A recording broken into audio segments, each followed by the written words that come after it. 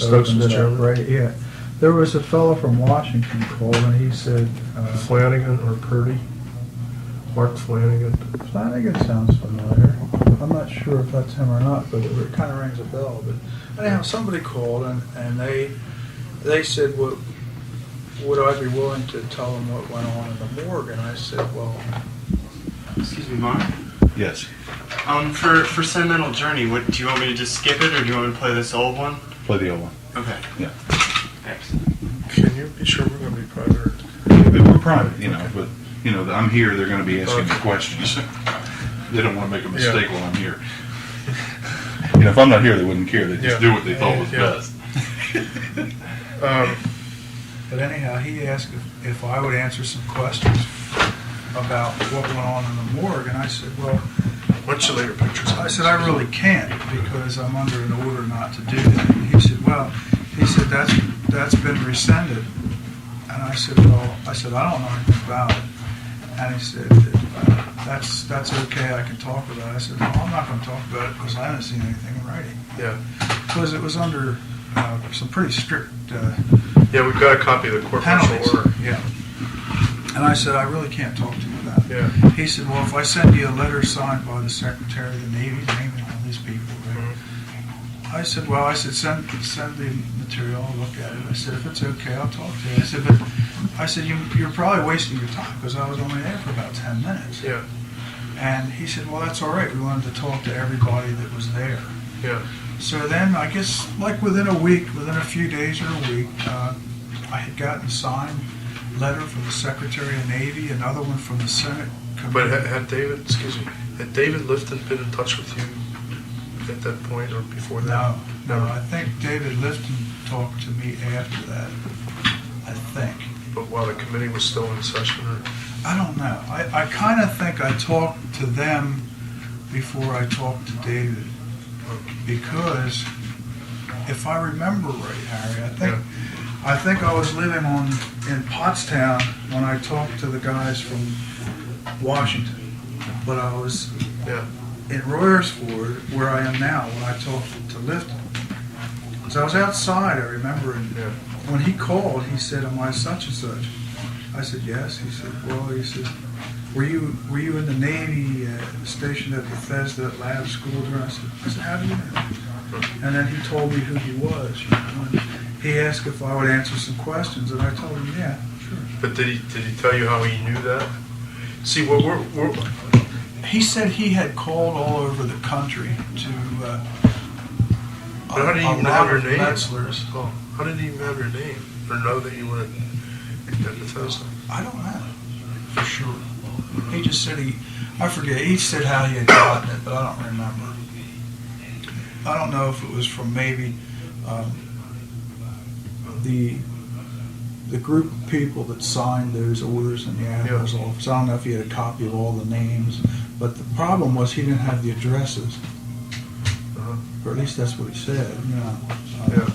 That he had been calling all over till he found Yeah, it. all over the country. James Metzler's all over the country. I'll tell you what Mark and I are working on. We just briefly. There's several different things that we're primarily trying to investigate.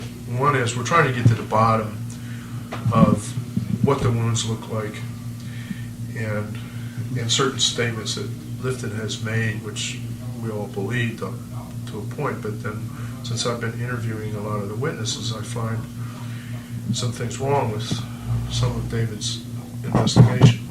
Secondly, we believe that there are some major hoaxes in this case, both from the government with regard to the body and all that, and from certain people like Lifton. And that's what we're trying to dig into. I have some police officers that are working with me, and I'm trying to get to the bottom of certain questions about these turn the air conditioner pictures. up for us, gentlemen. Yeah. Excuse me. But I'll tell you, it's quite a fascinating ride that we're on right now, because it's like layers, peeling away an onion. It's just layer after layer of lies. And we'll explain when we go through these pictures. Okay.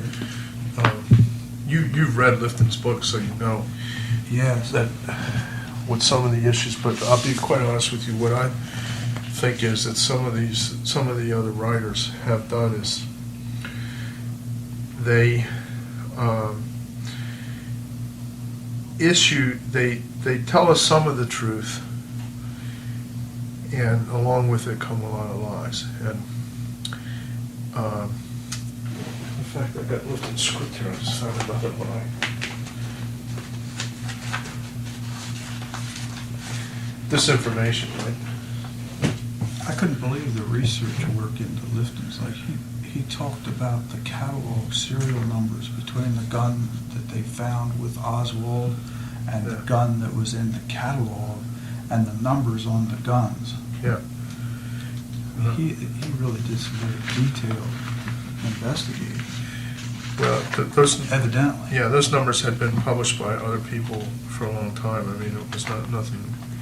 A lot of what he did was not unique to him. He took it from other people. Oh, okay.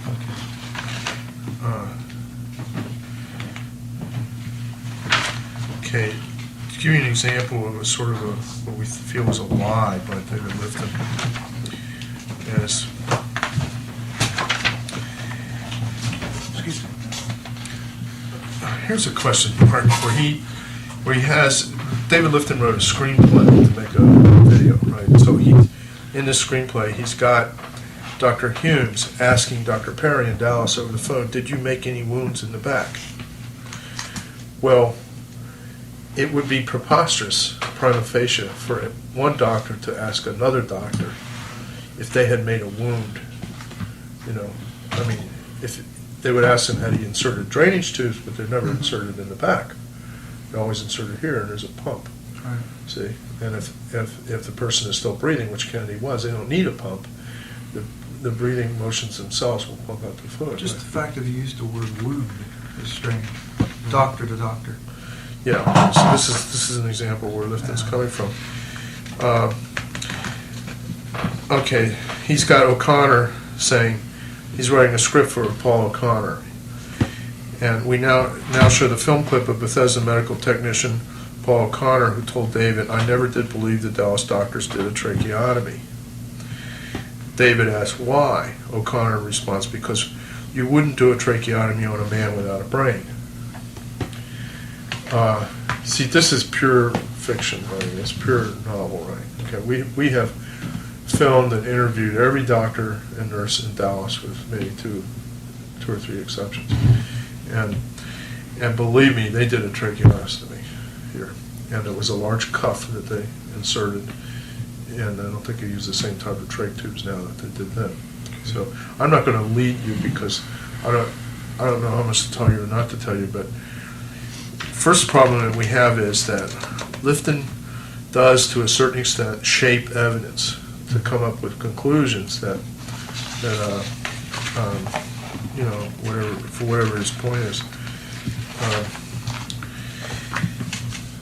Another issue, and Mark has got a list of questions that he's badly wants to ask you, so sit tight a minute. But before we get to that, there's a lot of disputes about these pictures.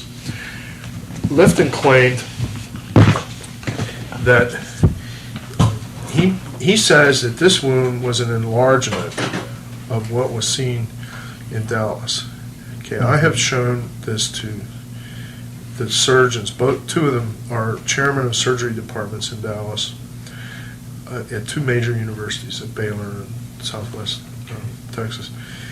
And I'm not going to tell you what they said, but what Lifton has come up with is two different sets of wounds at the two hospitals. And then the next question revolves around this picture of the back of the head, is whether or not he had enough scalp to cover a big defect here. Now, if you didn't see that defect, or you did, or wherever it was, you know, you say freely whatever you want to say. But there is a lot of question about the validity of these pictures, which are supposed to be autopsy pictures of the president. And the next point is that it seems increasingly possible, from what Jenkins and some others tell me, is that the body had been tampered with. Not necessarily altered for the purpose of fooling the viewer with these pictures, but that somebody had it before it got to Bethesda, and they removed the bullets. See, and at this point, I pretty strongly believe Jenkins, but I have questions about what some of the men have said and whether or not Lifton or somebody led them to say certain things. So I don't know. At this point, we don't quite know what the answer is, but by God, I'm going to find it out somehow. So I'm going to turn it over to Mark here. I may have said too much, would suggest answers to you that I don't want to do. That's not my purpose. Okay, but Mark, why don't you? I owe you guys a lot of money this month. What? Pico. Talking about his election. Oh, man. Are you? I'm gas man. You're gas. Well, you guys, it all comes from the city. Do you know Pat Webster? You ever run into her? I know who she is. Yeah. I don't know her well. Pat, She's the, I guess you'd say, representative between the company and the people. Right. PR person. She comes Yeah. to that station after lunch. She's a nice person. Really good. She seems pleasant. She's But I a- really don't know her. I met her one time. I've seen her a couple times. Well, when we were going through that mess with the guys sleeping down at Peach Bottom, I mean, she came right out with straight answers the whole time. I mean, she really, they ought to make her vice president of the company. I mean, she really handled that beautifully. Really did a good job. Straight shooter. Absolutely. Good. Basically what I like to do is get just some basic background to start with. And I usually start off when talking to people, because everybody, I was 8 years old, and we all remember where we are and what we were doing when we heard about the shooting. And I wanted to just go over that with you real quickly, if you remembered where you were and what you were doing Oh, yeah. when you got, what was happening. We were in class because we were, well, let me say, I was in a 14-month school. It's called Clinical Laboratory and Blood Bank School. It's 14 months long. And half of it is theory, 7 months. The other 7 months is practical. And we were in the theory portion. I forget how many months along we were, but I went up to cash my check at the bank. They had a bank in the hospital. And I think we had a break, and I went up to get my check cashed. Or I asked if I could go up during class, whatever. And when I was at the window, at the teller, there was a couple tellers that were talking about something they heard on the radio, that the president was shot. And I went back down, and I think Jenkins was sitting to my right. And I said, Jenkins, I said, somebody at the bank said the president was shot. And it wasn't that much longer. It came over the loudspeaker that the president had been shot. But I don't know if they first announced it that he was killed, or that he was just shot. I'm not sure. All right. I kind of think maybe they announced it that he was dead, because they sent us back to the barracks. They shut the school down. Pretty well, at least within 20 minutes. Yeah. There was okay. So you go back to the barracks now. I guess there's a time that passes before you get some inclination that he's coming there. When did you have the first inclination that we're going to bring the president to Bethesda? I thought they'd bring him to Bethesda because he's a Navy man. They all the admirals come there for care. The president comes there for his checkups and any surgery the president had. I just couldn't believe they wouldn't bring him to Bethesda. What was there? Do you remember a point in time, like 4 o'clock, 5 o'clock, late afternoon, early evening, when you officially, somebody says, okay, the president's coming, and preparations start? Paul O'Connor had the morgue watch that night. By the watch, I mean, you have a job after the regular day. Right. And you could either stand the fire watch in the barracks, or you could help the pathologist do autopsies. I figured, well, I've seen enough barracks. I'm not going to learn anything there. So I thought, well, I'll volunteer for the morgue watch. So we used to help the pathologist do autopsies. And this was, a watch is something you do after the regular day. Right. And Paul had the morgue watch that night. So I went over, and what time it was, I don't remember. But I went over. It was sometime in the afternoon, and I would say it would definitely be after 3 o'clock. Mm-hmm. I'm guessing. I'm saying after 3. And I said to Paul, I said, I think they're going to bring the president here. He said, yeah, I do too. I said, he's a Navy man. He's definitely coming here. Yeah, he had a lot of esprit de corps. You're Right. Navy. He was Navy. I said, he's coming here. And we were getting ready. You have certain things you do to set up for an autopsy, and we were doing that. And there was a call. There was a telephone on the wall in the morgue, and someone called from, I guess, up in the laboratory area, which is the second deck of the hospital. But at that point, you had done everything on your own. Nobody had, no officer, nobody had No, called you or because directed you. no, because evidently no one knew I was in there Yeah. with Paul. Is this the setup you remember? I mean, would that be like the phone you talked on? It's on the wall there up on the tile, or was it out in the ante room or outside the actual morgue area? I was in the morgue area. It's right in the That morgue. was probably it, because it's near the table. Mm-hmm. Yeah. That looks familiar then. Really? I guess it's a Okay. phone, Yeah. Was it a black phone or I don't know. a navy Okay. blue? I don't You know. remember this bar here? Was there a bar like this attached to the table? Could you remember? I'm getting to that part. Yeah. Gee, going back a long Or time. did they use a block under the head, under the neck? Let's work towards that, because that's Okay. what I think. I think as you maybe peel the onion there. Okay. I'm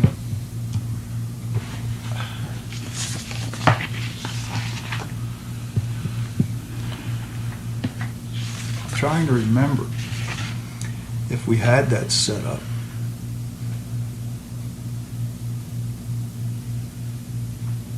I'm thinking we must have had something to hold the head fixed, because in a military autopsy, the brains are examined. That's a routine. I don't know if it's routine in civilian life, but it's, at least at that time, it was routine in the military. And you can't have the head wobbling around when you're working like that. So we must have had something to stabilize the head.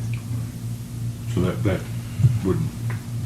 Okay, so you're in the morgue with Paul, and you guys, knowing the president was a Navy man and being Navy man, know he's going to come to Bethesda. Oh, that's what I Yeah, thought. and later in the afternoon, you get a phone call in the morgue there that sort of confirms that, right? Well, they called and they said, you'll be getting a visitor soon or shortly or whatever, Right. something like that.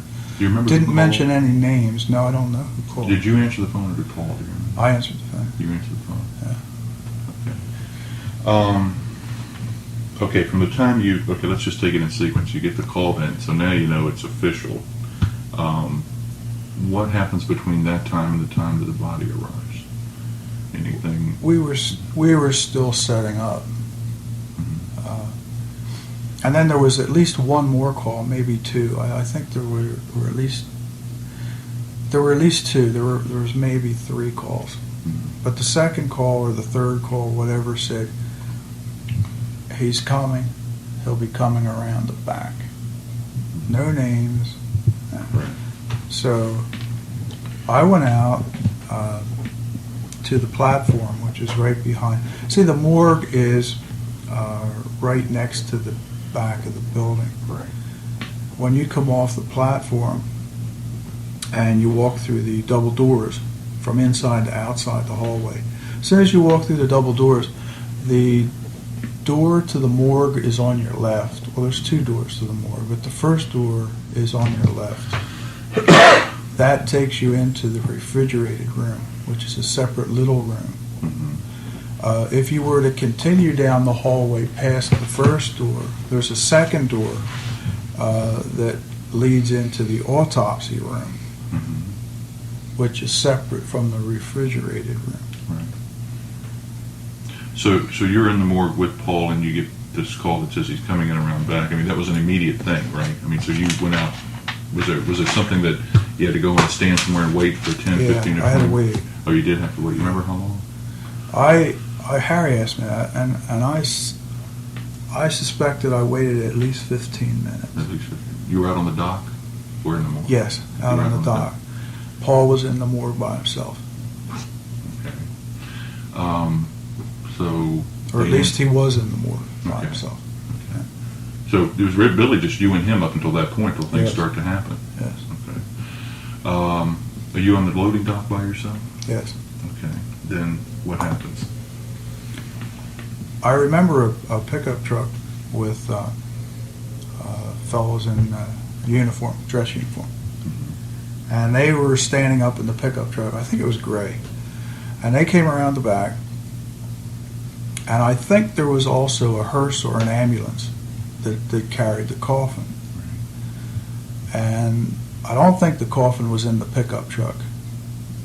But I'm cloudy about it. But I think there were two vehicles. And the fellows in the pickup truck, in uniform, brought the casket in. There was also an admiral there, an admiral that had white hair. I think he may have also had a white mustache. But he was an older gentleman. He came out of one of the two vehicles. I'm not sure where he came out of. I mean, things were just happening. You know? And he wanted to help.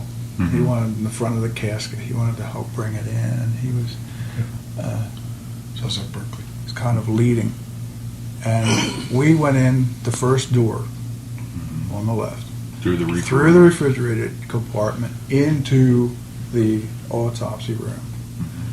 The fellas set the coffin down there, and I think those people left. Harry asked me if the admiral left. I'm not sure if the admiral left or not.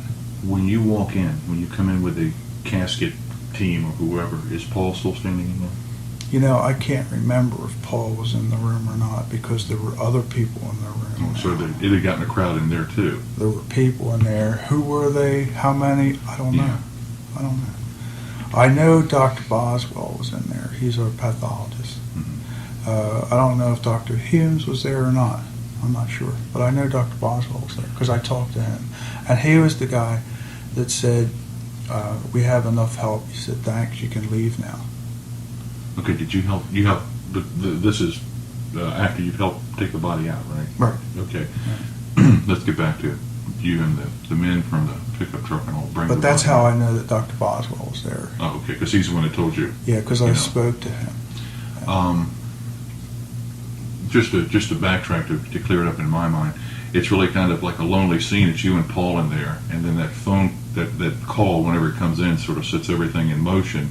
And you go back and wait, and when the body arrives, a crowd arrives with it. That's what I'm trying to get at. It's like, Well, they were already in the room. See? when you walked out, you left Paul by himself, right? Yes, And but it when was we came in with the coffin, they were there, there was people there. right? So How in many? I don't know. Yeah, but in the 15 minutes from the time you walked out on the loading dock, when you left Paul by himself in the room, to the time you came back with the casket and the casket folks, that's when the room evidently filled up with people. It was at least, I would say at least 15 minutes. Okay. I think it was a little while I was out there. How long's a while? Gee, I don't know. Yeah, that's something like that. It all seems kind of Right. crazy. And it's Okay. too long ago. You know. They bring the casket in, and I Right. think you pretty much told David. And I don't want to put words in your mouth. You know it's a regular casket, right? Yes. What you said? You set it down on the floor. I didn't. I didn't. Okay, I they- didn't carry the casket at all. I just opened the door, showed them Okay. which way to bring it in, where to come with it. And they set it down, and then what happens? And then I think those people left. Like I said, I'm not sure about the admiral, but the uniform men left. Right. Then we opened up the coffin. Now, when you say we, can you remember who it was with you?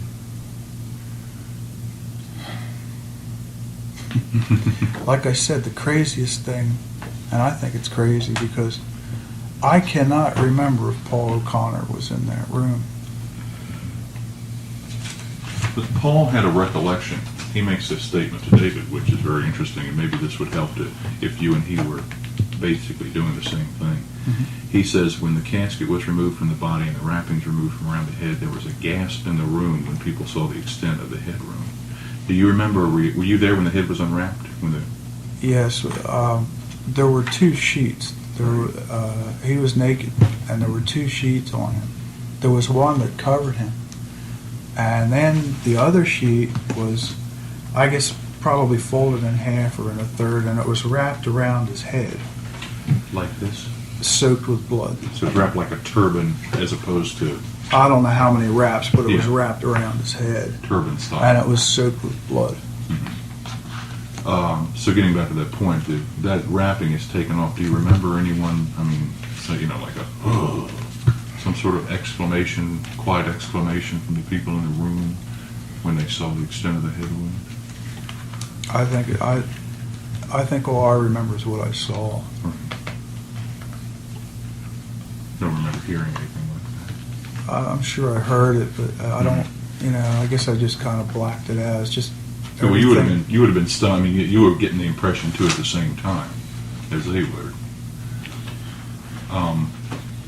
I was surprised at what his head looked like, because they said that they were trying to revive him in the hospital, and I thought the man must have been dead immediately. I don't know that, but when just the way his head looked, it just looked like he must have been dead immediately. So you just pointed back here. What did you But say? I don't know that. It's just, kind of like someone gets cut, especially around the head or the hand. Right. They bleed a lot. And sometimes it looks worse than it does. But it's a first impression reaction that you get from seeing it. I thought that was probably just a delay that they were trying to revive the president. Right. But I think he was dead immediately. When they removed the body from the casket, do you remember whether the casket was badly stained inside or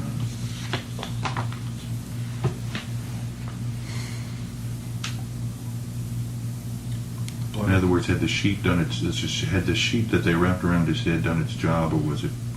I would dripping? suspect not, because of all the blood on the outside of the sheet.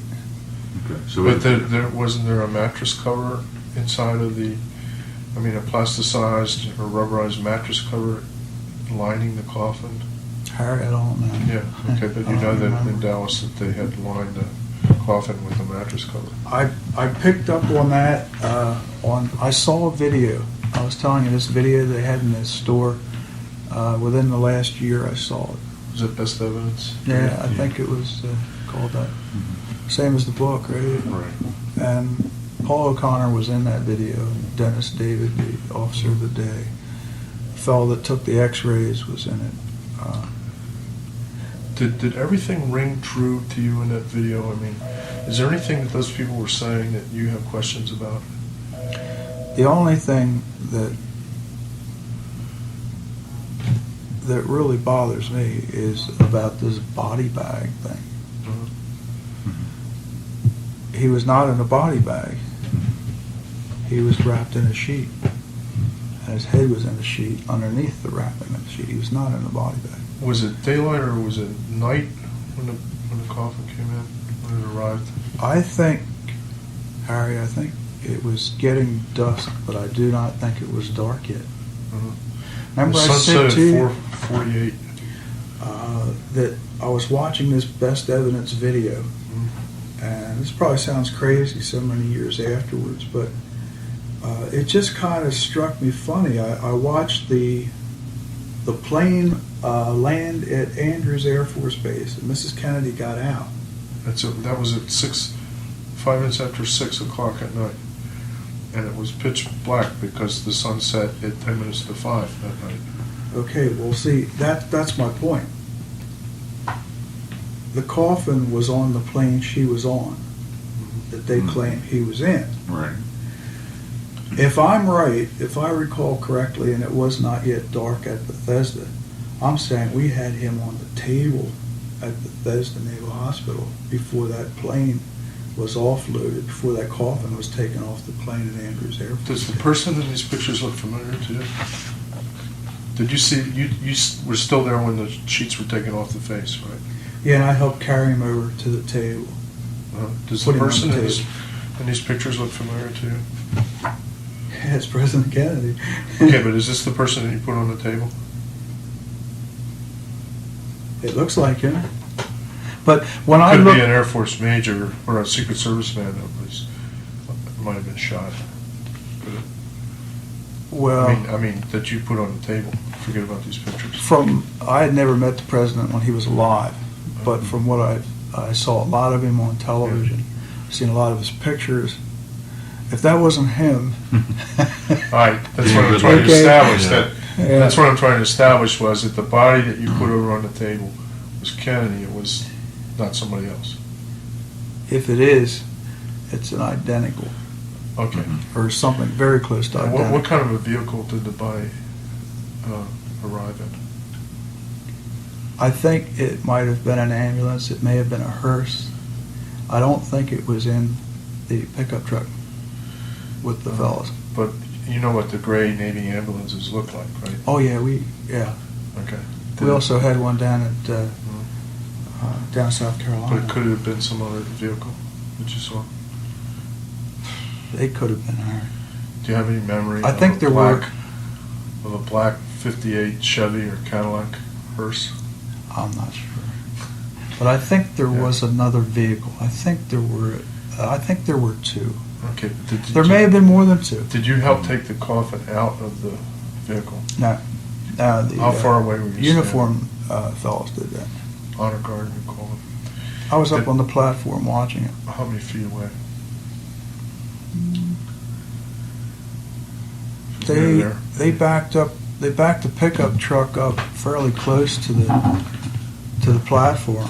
Yeah. It seems like the other vehicle may have come up on the other side, backed up on the other side, and then they took it off of that vehicle. I think it might have been an ambulance or a hearse. And Did then you they tell me brought that somehow they had the to turn the casket in. vehicle around, that they couldn't back it in, and they had to turn around and come back in another way? Was that you or? No, I don't know about that. Go ahead, Mark. Some of the men that, just going back to when the casket arrives, the pickup truck, were there men like standing in the back or squatted down in the back of the pickup truck and sort of jumped out? Or do you remember whether there were people in the back of the pickup truck? Oh yeah, they were. Okay, Yeah. Uh-huh. all right. I think some of them were standing up. Maybe all of them were standing up, holding on. I'll be honest with you, you're making this point about not remembering whether the casket was in the pickup truck, and I'm not trying to be coy. I don't remember. Oh yeah, I understand. I never heard that before, and I get the feeling like you have knowledge of something, that there's an inclination that casket may have been in the pickup truck. I don't think it was. But see, what I can't remember for sure is the other vehicle. I remember very clear the pickup truck with the guys coming up, but the other vehicle I'm too cloudy about. Some things are very clear and other things are fuzzy. So we get into the morgue, body's unwrapped, put on the table. Mhm. Did you guys keep like a 4x4 pine block in the morgue? Do you remember whether that would have been a routine accessory in the Navy morgue? We had a block that had grooves in it. We used to put adhesive tape on there, and then we would cut little squares. Could you study that picture right there? Mm-hmm. And we would put, I don't know, I can't remember if we put numbers or names on it, but we would put those for identification on. But the block that was used to put under the neck? Oh, I thought you meant a block to cut. Okay. No, that to stabilize the head, was there some sort of a block? Look at that picture and see if anyone looks familiar to it. That's what I can't remember, Harry, Yeah. how the head was stabilized. Okay, Yeah. I have to digress for a second, but did you have any training as a corpsman in terms of autopsy work itself? I mean, were you? Well, what we got from the pathologist. Okay, but had you ever been present during autopsies before? or since? Before the president's body? Yeah. Oh, yeah, we did autopsies before. But that was part of your job. That's part of the watch. That's part of the morgue Yeah. watch. Okay, Yeah. so you were a medical corpsman? Right? Yeah, hospital corps. Okay. Is there anything in this picture that might look like it's part of the block that, you know what I'm talking about, that Paul describes a block that was put underneath the neck to stabilize the head? Okay.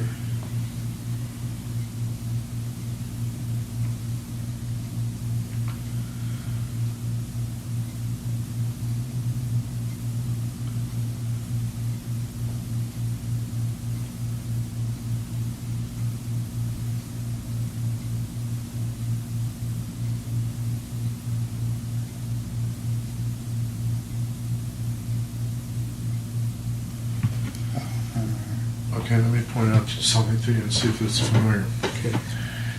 The man is standing here, right? Right. The body's on its side. Right. Okay. What is this right in here? I don't know. I don't know what that is. He says it's part of the block that had adjustable little prongs on it.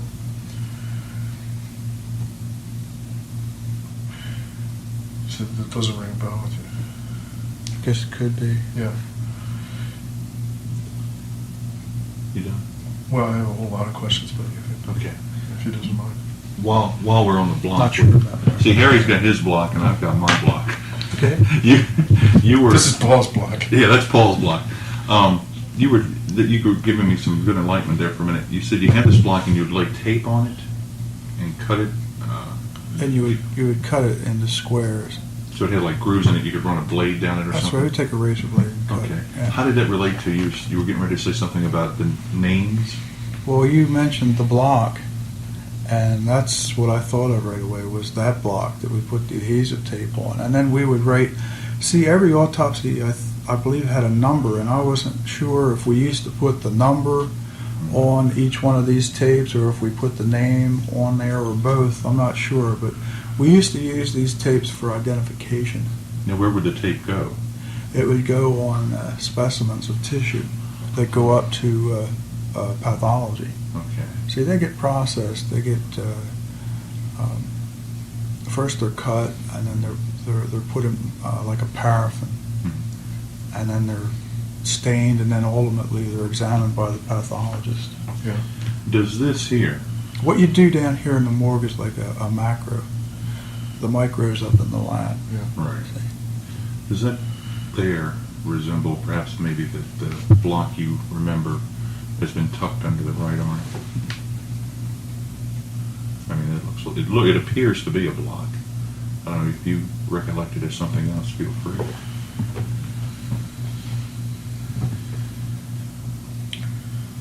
Looks like it very well could be. But I can't remember what we used. Yeah. I just can't remember. You can see. And yet I've done autopsies with the pathologist. Mhm. Keeping that picture in your hand, you Okay. can see in looking at these that the body is moved to the right on the autopsy table, and for whatever reason, there's something propping the right side up. Mm-hmm. In your experience in autopsies, I mean, it would seem to me that you lay the body out and you lay it out as neatly on the table with an even margin so the fluids don't run off into the And floor. the shoulders would be relaxed, wouldn't they? Yeah, I don't know why they prop up one side. Yeah. Yeah, okay. Because that's what I'm getting at is you can see there's more space here than here. He's sort of pushed over here and the headrest is cantered to the right, and then there's something holding it up here. And I was trying to wonder what would be the justification for that sort of positioning. Unless they wanted to prop this side up, and see, there's a little ridge here. There's a rounded part of the table, and the block would butt up against the ridge, which would secure. Say you were putting pressure on this side of the body for some reason, it would keep it from sliding. Off You the can see the table. edge of the edge of the table here, Yeah. and I remember seeing these myself. So he is evidently pushed somewhat over this way, right? Is this the other ridge here, like this? Yes, it looks like. Does this sort of table over the top of the body look familiar to you?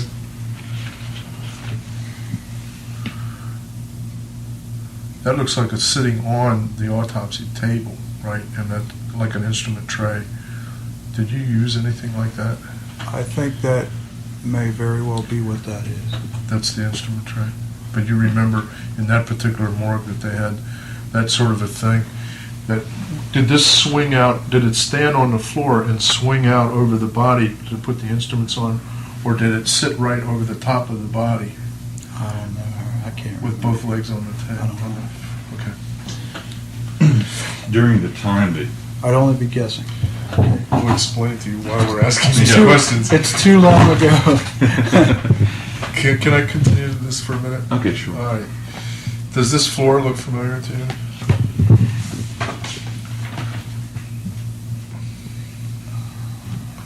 This platform here?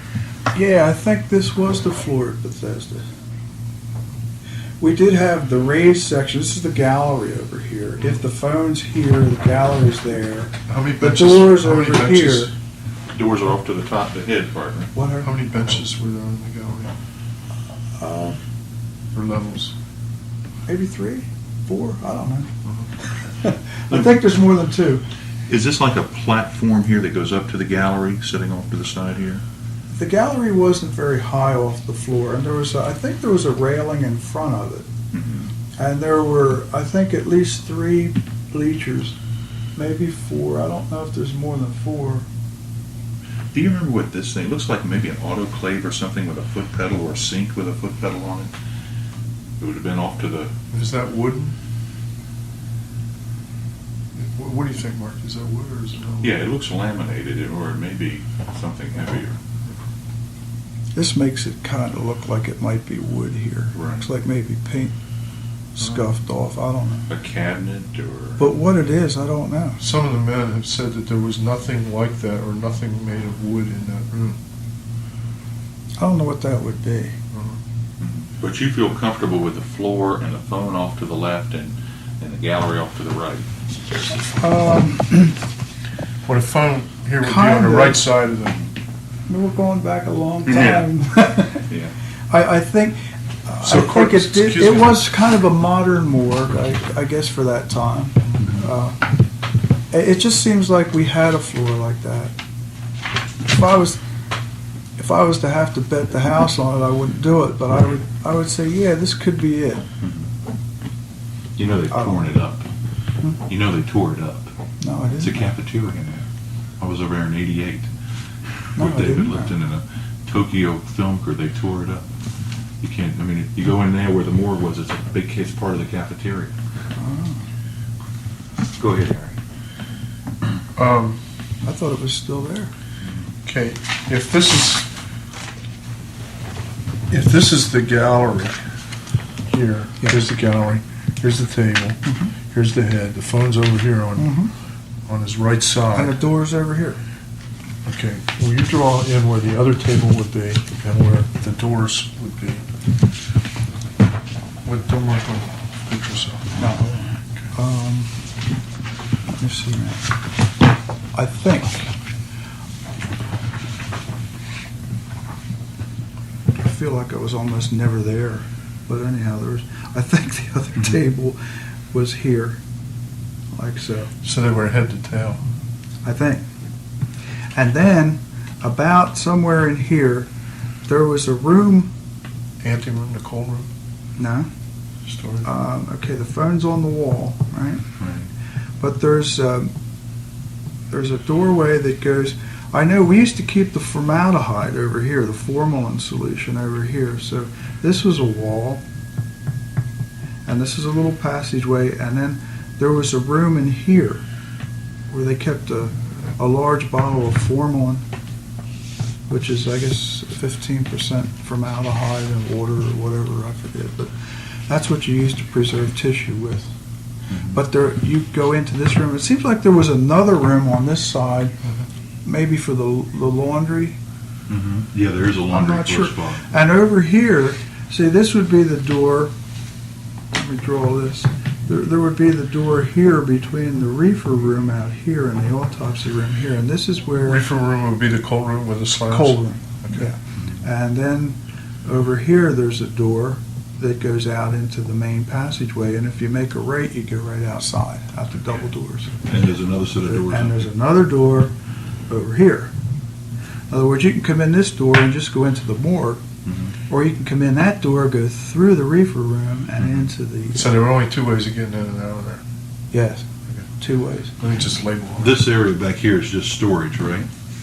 Yeah, and for supplies, yeah, storage, okay. And I think they might have had laundry in the other room. So it sort of appears, based your drawing just really validates this picture. There's somebody standing in that opening, and like back here is the laundry, and back over here is the formaldehyde storage area. There's this. Yes, formaldehyde would be on the left. Yeah. Where did you go after the admiral told you could leave? Where did you go? Well, Dr. Boswell Dr. Boswell. said I could leave. I went out into the refrigerated room to go outside. These were double doors over here. I'm not sure, Harry, if that's a single or a double. Okay. I think the door between the refrigerated room and the autopsy room, I think that may have been a double door. I'm not really sure. I think it was a double door, and I think that there was a double door from the refrigerated room to the passageway. I think. I should have used a big piece of paper for this drawing. Maybe we make a better one later. So there were two ways you can get in and out of the morgue. Okay, why don't you go ahead? Okay, I want to just pick it up where after you're told by Boswell that you can go. Oh, which way did I go? I went out through the refrigerated way. And what happened? Well, there was a whole room full of people in suits. They looked like maybe FBI, CIA, I don't know. And the one man had a clipboard, and he said, "What's your name?" And he said, and I don't know if they want to see my ID card, probably, but I know they asked me my name for sure. And he went down the list and kept looking, and he said, "His name's not on the list." And I see the one guy move across the door like this, and I thought, and everybody's kind of. But you didn't. They were all relaxed, and then all of a sudden they were not relaxed. Did they identify themselves as FBI? They didn't identify themselves as anybody. They just asked me, "Who am I?" And then they said, "Well, why are you in here? How did you get in here?" And I explained. Should have asked him that because he said, "I'm in the U.S. Navy. This is a Navy not base." that night, Harry. No, the wrong move. But you could tell there was a different attitude in the room as soon as the name wasn't on the list. Mm-hmm. And then they said, "Okay, you can go." I explained to them how I got there. And then I went upstairs to the second floor where the laboratory is. There's always a doctor on duty, a pathologist on duty in the lab. Right. They have watches also. And it was Dr. Dixon. And I remember him. He was a really nice fellow.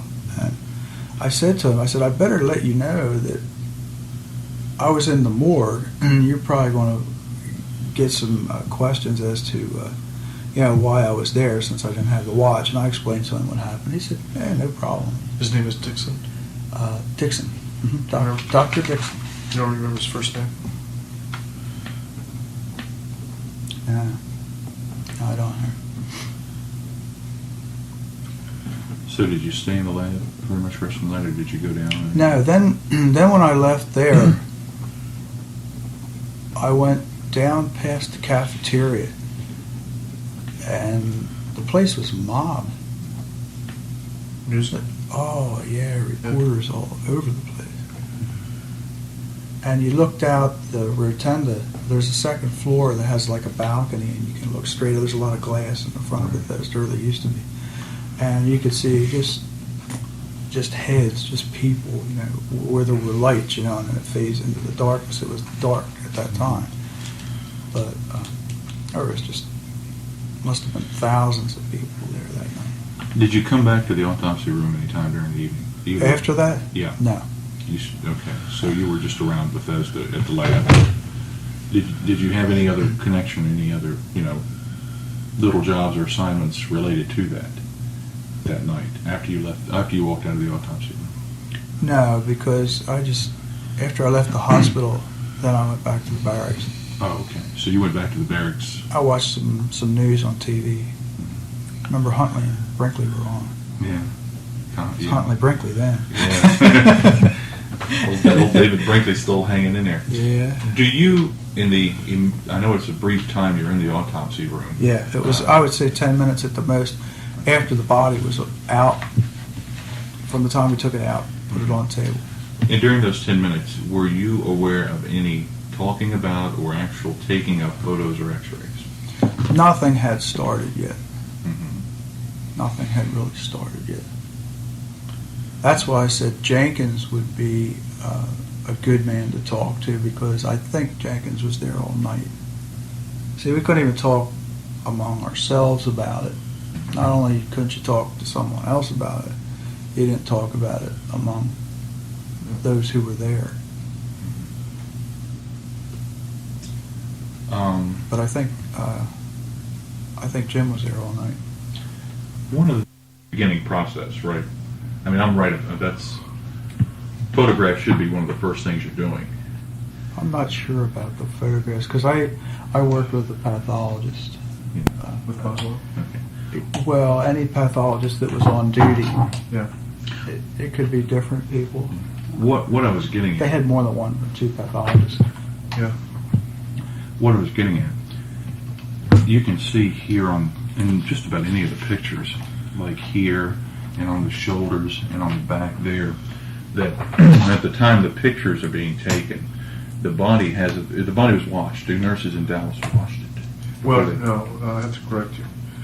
I examined them pretty carefully about all that, and they really did not do that. They claim they cleaned didn't. it up slightly. No, they stated very clearly they understood the law about autopsies and about washing away criminal evidence. They knew that.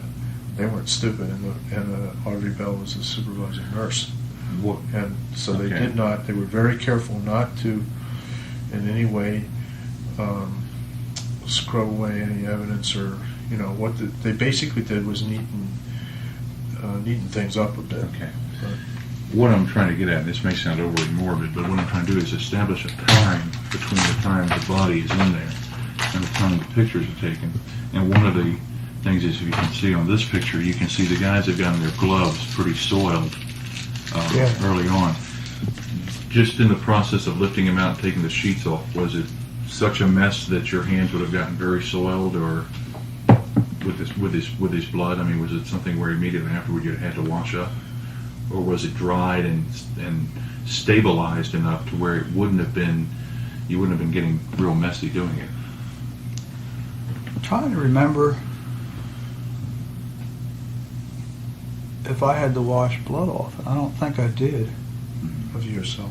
Yeah, because I helped carry him over.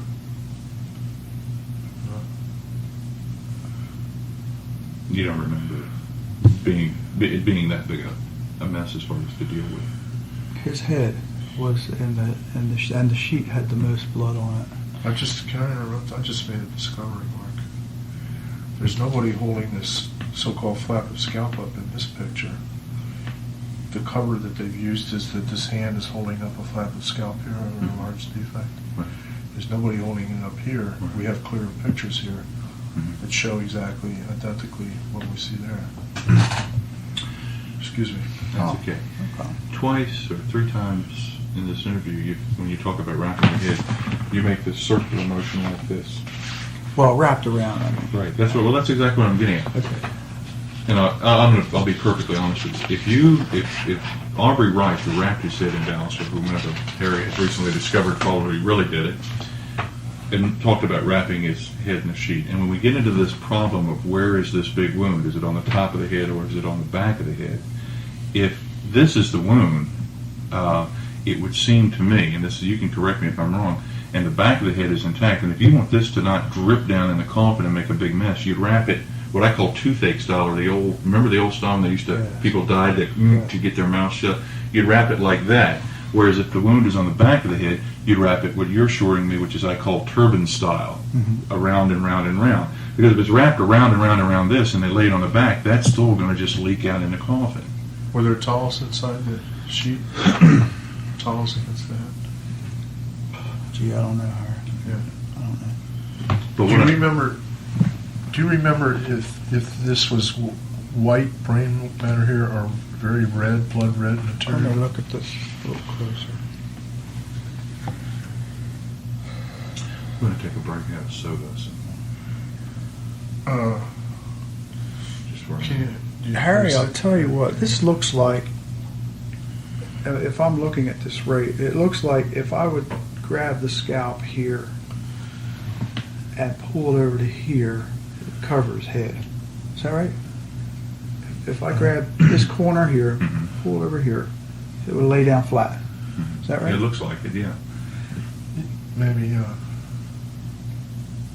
I don't think you had a wound up here. In other words, In that area. I there. know for sure it was on the right side because I was on the right side of him when I put him on the table. Now, how about toward the rear? Now, Here.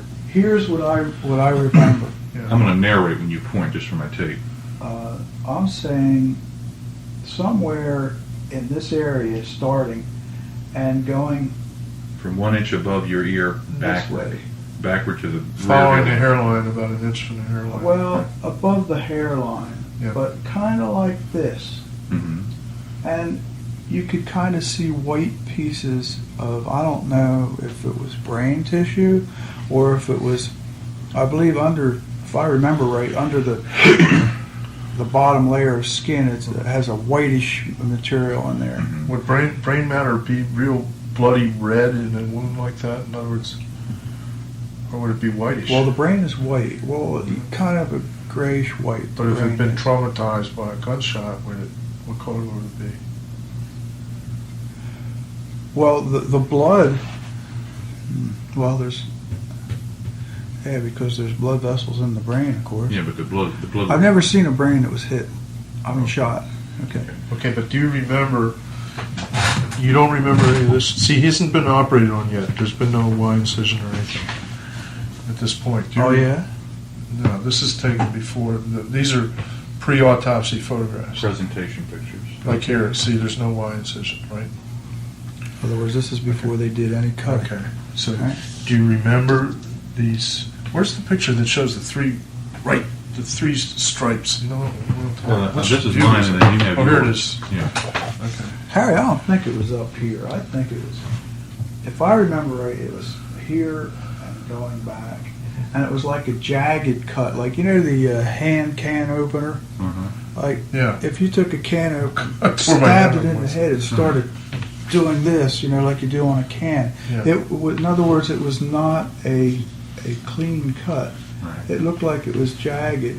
But there's hair there, too. It's not like you look at your arm and you can see a clean cut. Right. But it kind of looked like it would be a jagged cut, and it ran from about here back to here. And I saw white stuff underneath the hair. I don't know if that was brain Does any of this look familiar skin to you? tissue. You know, I'm not sure. What we're trying to do is relate this picture to this picture, if you can do it. See, there's actually in a clearer picture, which unfortunately we don't have right now, there's three very bright, brilliantly red stripes here. And this appears to be three. Does any of that ring a bell with you? Here they're white, here they're red. Actually, they come out black, but I've seen the color picture and they're brilliant red right here. Did you get a good enough look at the body to? Yeah, I was right there. I was like closer than me to you. But you would remember At if the it was head. bloody I red, was right? right there. Right. If it was I don't bloody think red, there was. No, I don't think there was any blood on like that. It was more white than red. Well, well, he doesn't remember. You may not. You're I don't indicating that you don't remember- remember the top of the head being open like I don't this. know, and I don't remember. Yeah, quite that much blood. Do you remember this little V notch here? No, So what did you say? No. no. All right. Try to relate that V notch. What I saw started somewhere above or just behind the ear and back. There was no problem with the forehead at all. I don't In this remember temple anything. area? And I didn't. No, I'll tell you. Harry asked me about the neck. I don't remember the neck at all. But it may not have been like this. Maybe he was more like this, Yeah, and it's it was flat. folded. I don't know. But I don't recall a wound on the neck. Yeah, the But I neck is- recall very clearly the wound on the side of the head. Okay, can you relate this flap? He's actually lying on his side here. Right. But you see this flap that's open and there's a hole here. Hang on, we can maybe take a That kind. I looked. That's one of the pictures you sent me in the mail, and that looks like it might be further forward. than It's what you kind of saw. hard to tell because you look from the angle it's shot. I kind of thought it would be running back here a little further, from what I remember. Yeah. Can you orient this picture where its scalp is reflected back here, reflected this way? This is a large defect in the cranium, showing an absence of brain. This was after they cut. Okay, can you see anything? Was this that- after they cut her? We think so. We're not sure. Cut what? With a scalpel to examine, To reflect the scalp, you mean? to look inside. Yeah. Did they do any cutting? That I don't know, but here's some edges right here. See, Yeah. here's an edge scalp. Can you hang on already? Can we just hang on for a little while? Sure. Okay. We can all go have lunch and all that. Well, why don't you? I can see him. He's got a stack of messages in there for me. I don't know what's going on.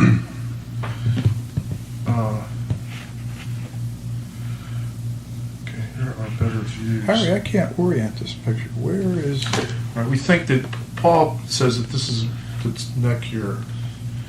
See, so this would be the back of the head. Theoretically. Oh, okay.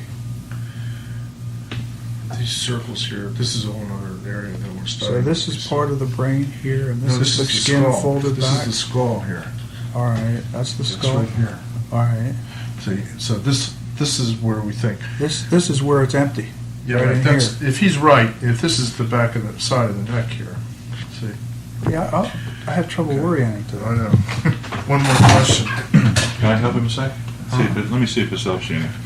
In some of the enlightenments, does this not look like maybe a specimen jar that's been set there? And if you hold it up like that, does that help? Assuming that a specimen jar would be set on a table.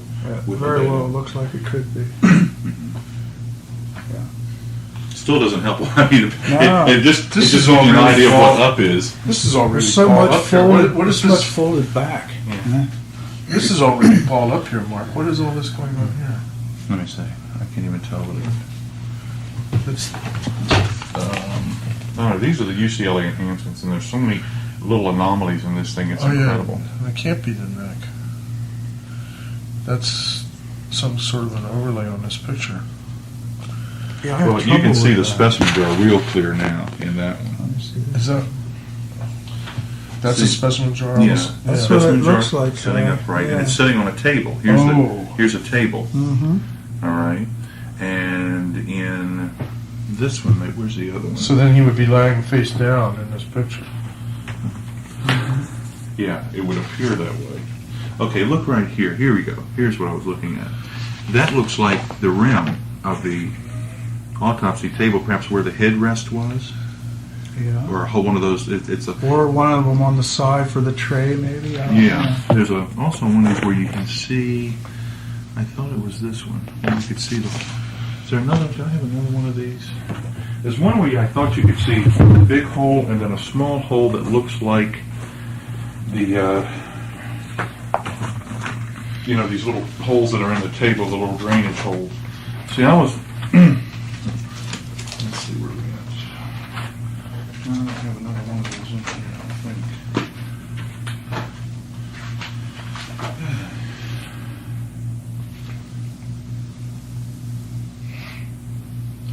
No, it seemed to me I had one. Okay, I want to get into something crucial that you brought up, Jim. See, this is the man is standing here. There's a better view of it. You get this is a blow up. Okay. Now you see where this hole starts. they've been trying to say that there's a flap of scalp up here, that far, which I am certain did not exist. That we talked to so many witnesses at Dallas that insist that this was blown out here. It was nothing there, but I don't want to tell you what to think. And don't be in any way, you must tell me if anything I say is full of shit. But this hole seems to change in its orientation. Here you can see the top of it right here. Here you can see more of it. I don't know how much is cut out of these pictures here. Yeah, here you go. This one's better because it's a blow up. Okay. How much is, you see the angle here, Mark, doesn't somehow seem to be the same angle. If we line up the ear with this ear, see, this is going down this way, but this is going that way. You know what bothers me? When I saw the wound, what I described from here down to here, you would grab the hairline. If I wanted to look and see if there was anything in there, I would grab the hairline down here and pull it up, right? Roll it up and peek inside. Right. They're rolling it down, right? Here. They're rolling it down. Oh, but you're talking about if you would have had to make that with a scalpel, you would have. When we put the body on the table, Right. from what I remember, the wound from here to here, it looked like if I wanted to look and see what was inside, I would have to grab right here and pull up. In other words, the hinge is up here. Okay, it's hinged to the Here, top. Okay. he's saying the hinge is down To the there. bottom. Okay, I see what he's saying. Yeah. Okay, Know so what I mean? you're Yeah, saying exactly. was there a scalp here or not?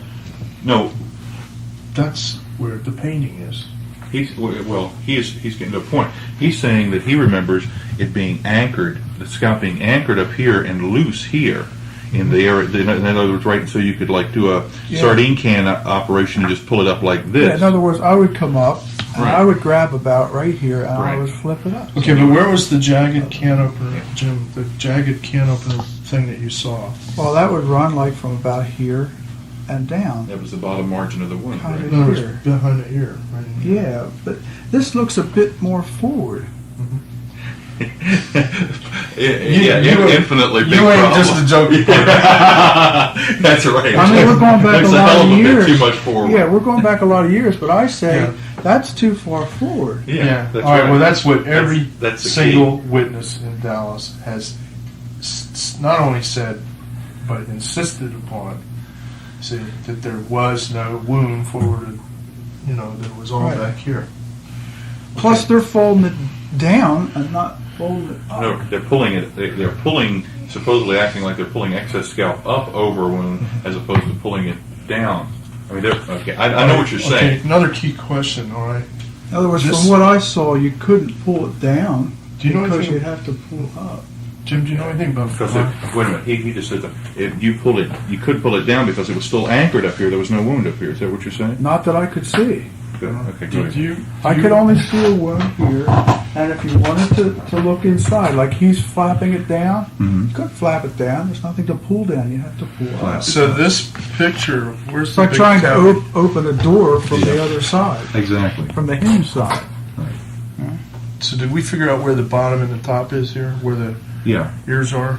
Yeah. Put the little glass jar. It's like Where's like a better this. one? Like this. That's top bottom. Okay, where?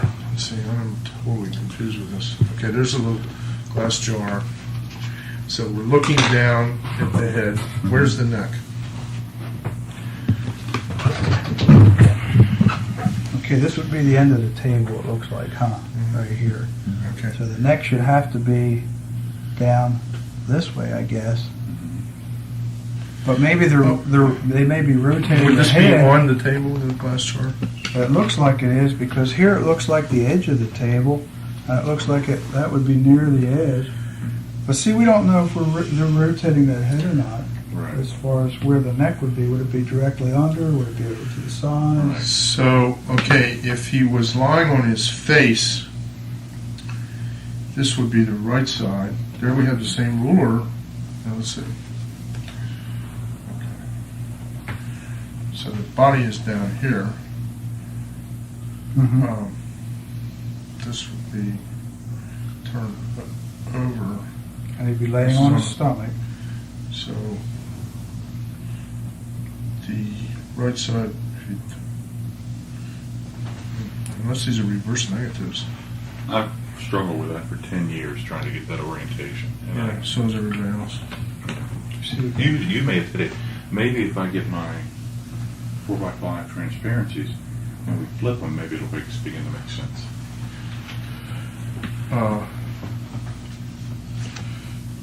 Have you used magnifying glasses on? Oh, yeah.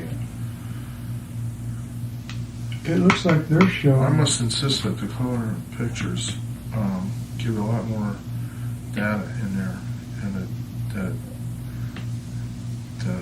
those things are painted. Well, no, what Jim is saying is it's starting to make it all make sense because, see, the color pictures, as I told you, rotate toward the left. And as you rotate toward the left, you'd be looking flatter at the area where he just pointed out the margin, the bottom margin of the wound is to be. What do you mean? I don't understand. Okay. You start getting into rotation. Watch me, Jim, to make sure I'm not misrepresenting what you said. Jim is describing the wound as like this. Yeah. Okay, and the scalp is broken, and you could lift up like that. Yeah, looking Okay. start, yeah. So on the photographs, see, the problem is there's another set of, there's 5 color photographs that are not in this color. That's one of them in black and white. And there are differences between the two. In the color photograph set, there are 2 of these pictures of the back of the head. Where's the, with the ruler up toward the head? This one right here. Okay. And what happens is, in the color pictures, the camera comes around this way a little bit each time. In other words, it's like 1, or if this is a view 1, view 2, I'd come over here, and view 3, I was a little bit And they over never here. come over here. They never go over that way. And That's here's, where you see it. right, and here's the key. As they come back this way, you begin to get these bizarre little semicircle anomalies, half-moon crescents, around the margin, particularly down here, of exactly where you described the wound at. Am I right, Harry? Right, right.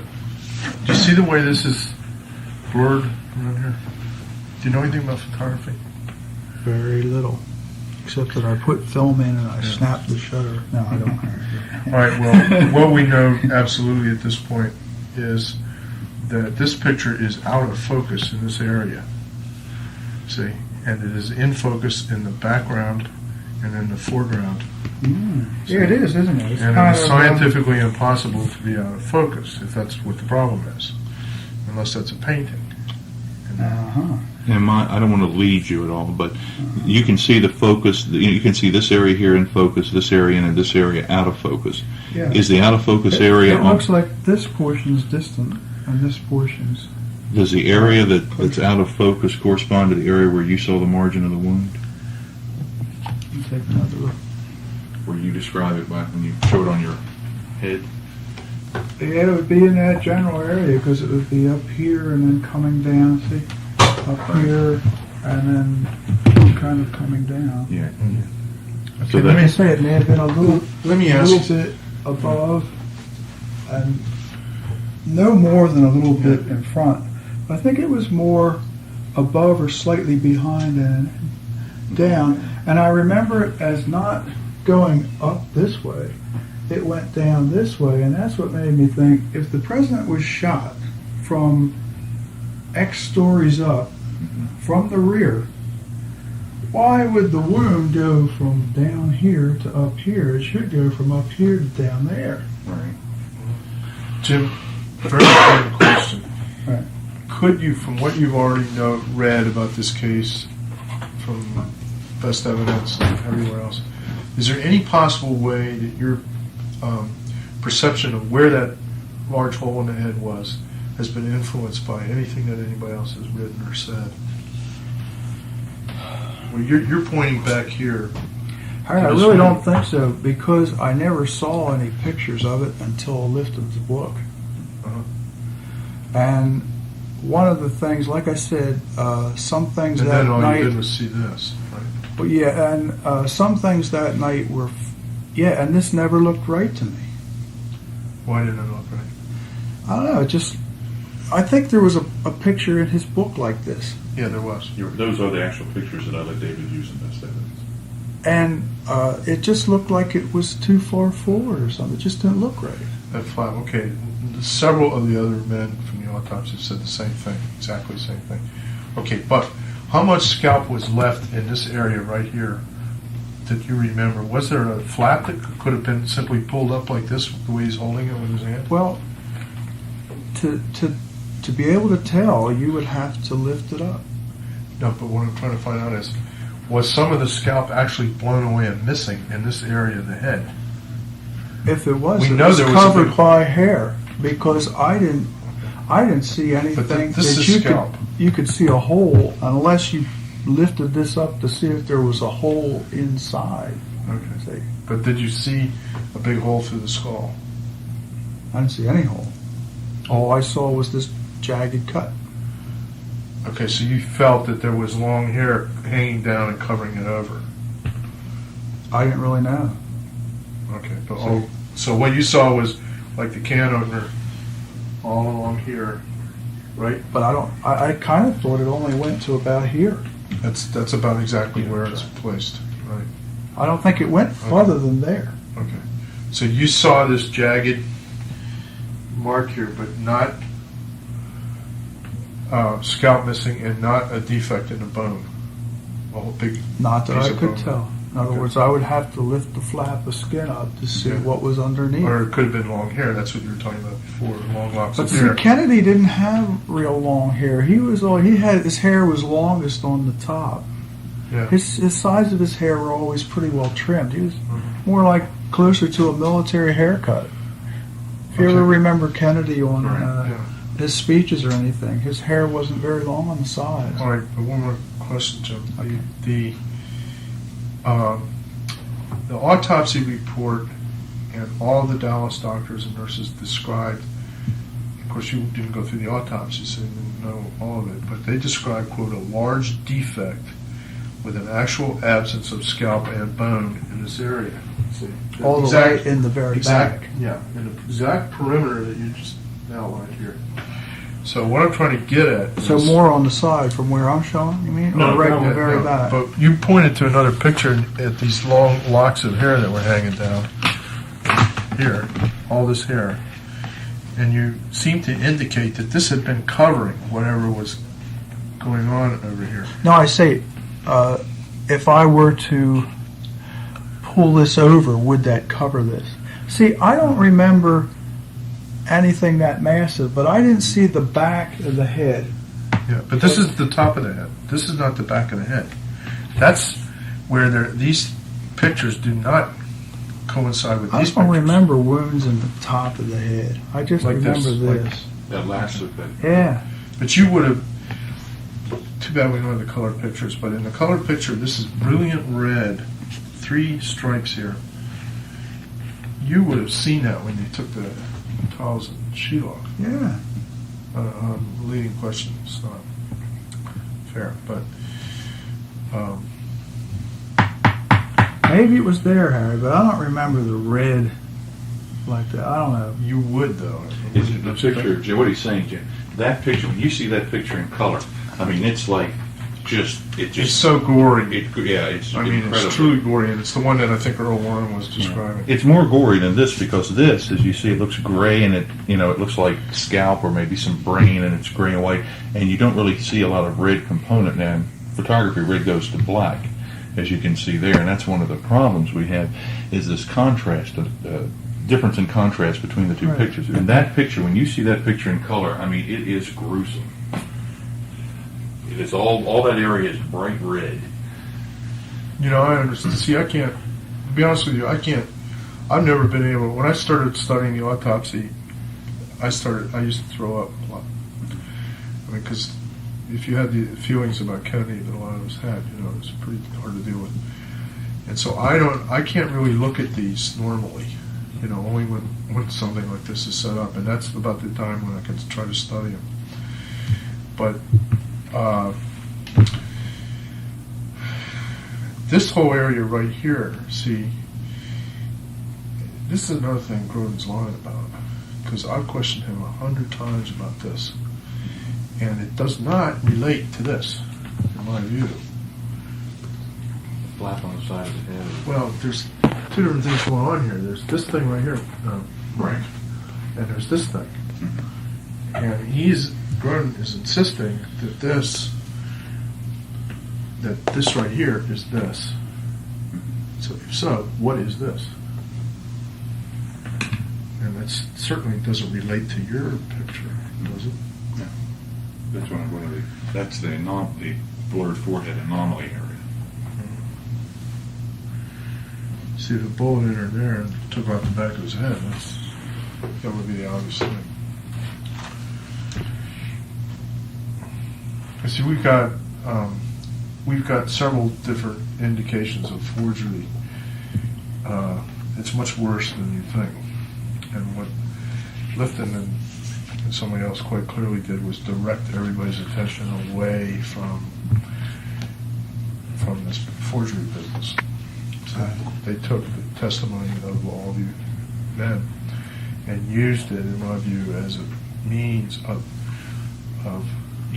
avoiding the real issues that we're talking about now in these pictures. See?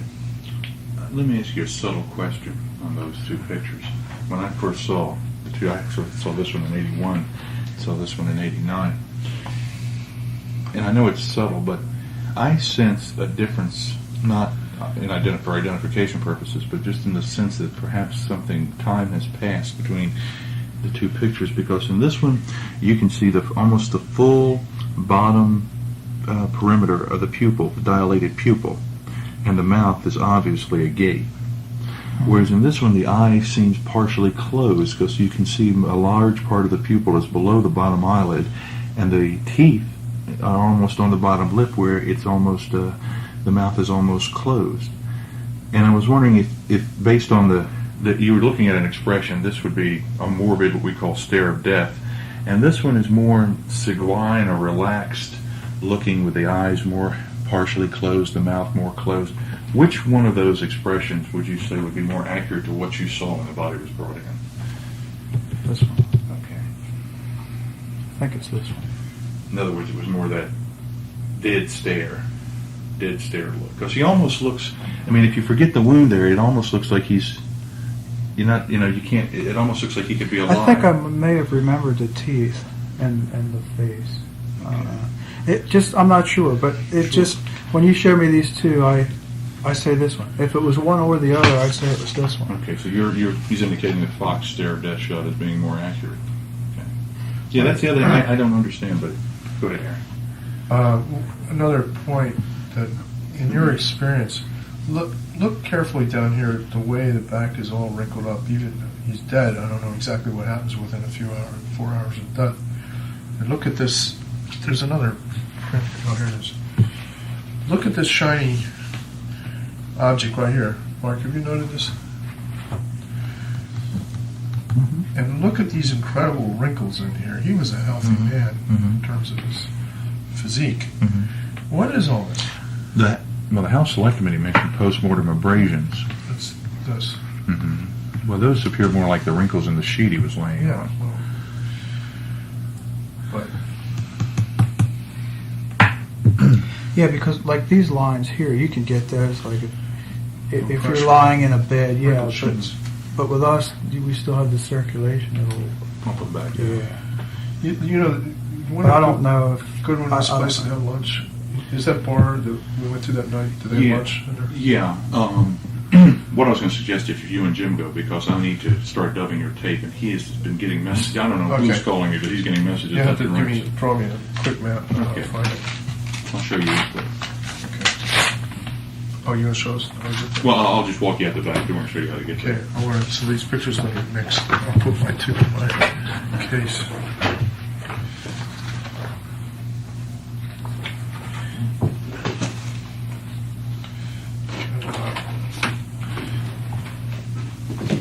Okay.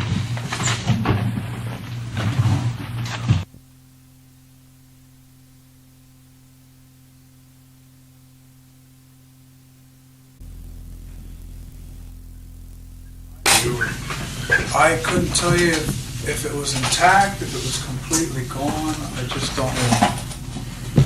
I don't really basically have any more questions, Mark. Is there anything you want to get on the record? For me to be able to know, I would have had to lift up that flap of skin in the skull Yeah. to see if, whatever, see what was inside. Jim, But from the outside, without Right. touching, just by looking, I could not tell anything as far as the brain. Okay. I want you to have a set of these pictures, if you, okay? Yeah, For you. Just if you see something that, if your memory, something, wait a minute, over Yeah, a I period would of like looking to at. look at them. Well, you can have them. This is a set for you. Thank you. Sure. Thank you. I think I had to pay for those. Well, that's because you're a writer and he's a witness. Oh, he's a researcher now. He's a We researcher. integrate him in our. Well, when he gets his Studies first, are once good. once he has a bestseller, then he'll have to pay for anything after that. Don't you feel his weight on that now? Well, I guess really, if I could ask you just one question, what you've seen all these things, and I know they're confusing, and you're trying to reconcile them to your memory. What do you have the most trouble with? What do you feel of the things that you've learned today, and the things Harry and I have talked about, and what you've read and seen, the videos and all? What are the singular or the more than one things that you just cannot reconcile in your mind? Is it the wound being on top of the head? Is that one of them? The fact that the scalp's intact, where it looks to be in those pictures. It looks intact in those pictures where you saw that the can opener cut. What to you is the biggest contradiction that you see now, based on what you remember? I would say that from the wound that I saw, that I described, maybe above, maybe just slightly below, or slightly behind rather, and then coming down, going toward the back of the head. If the president was shot from the back and above, you wouldn't see a wound like that. You would see it going in the other direction. You wouldn't see it going from front to back down. You would see it going from back to front down. Did you remember? It's the diff. Yeah, it's a different trajectory. Yeah, it's coming down. It's not. Well, do you it's think not this was going up. this was not penetrating the head, or did you That- think it was just scraping along the? That suggested to me that he was shot either from the front or the side or both. I never believed the Oswald.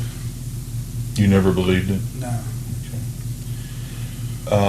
Did you see any other caskets around that night aside from one that was hauled in that he came out of? I mean, just in the reefer room, in the hall, anywhere of any description? No, just the one that was brought in. Just one. Right, but we were discussing at lunch, talking more about that casket, and it may be. Why don't you talk a little bit more about that? About the casket that you think you saw versus what you think maybe the Dallas casket was, Okay. and shipping caskets.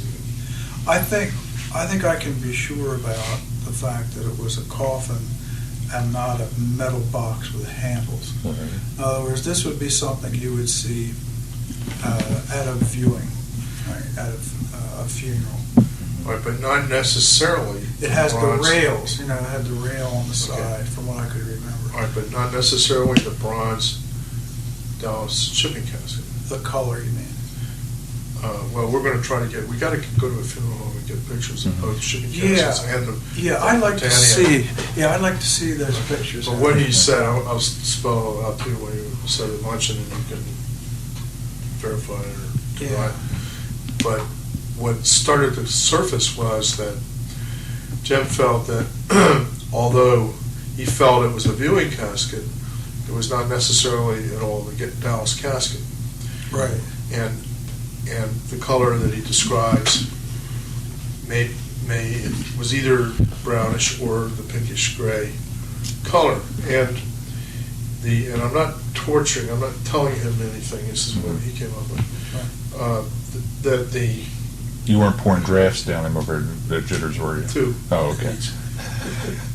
But that Paul may very well have made just a partial mistake too in this. See, so in other words, there's a middle ground in between the the shipping casket and the bronze casket. In other words, Paul may have seen his casket, which, although it was not the Dallas casket, was not the Stark shipping casket. Was not a Stark. Didn't necessarily the same for the same reason that I had described to me the gurney covers in Dallas, which would look precisely like a damn body bag, you know, Right. in those days. So, I want to go through one area again with you that's really vital. well, let him go through that. Oh, I'm sorry. Go ahead. Address that whole issue. Okay. Is there a middle ground between? We're going to have to do some more research to try to get a picture of that Dallas casket. You're going to go home, study the picture in the book. We are stupid because we didn't bring it here. No, I think I remember, Harry. Yeah, the Dallas casket. Yes. Going up on the plane. Yes. Okay. But you indicated to me that that was not absolutely what you recall being at the hospital. Yeah, I'm not sure about that. So you don't feel that. But I'm reasonably sure that it's a casket rather than a metal shipping box. Okay.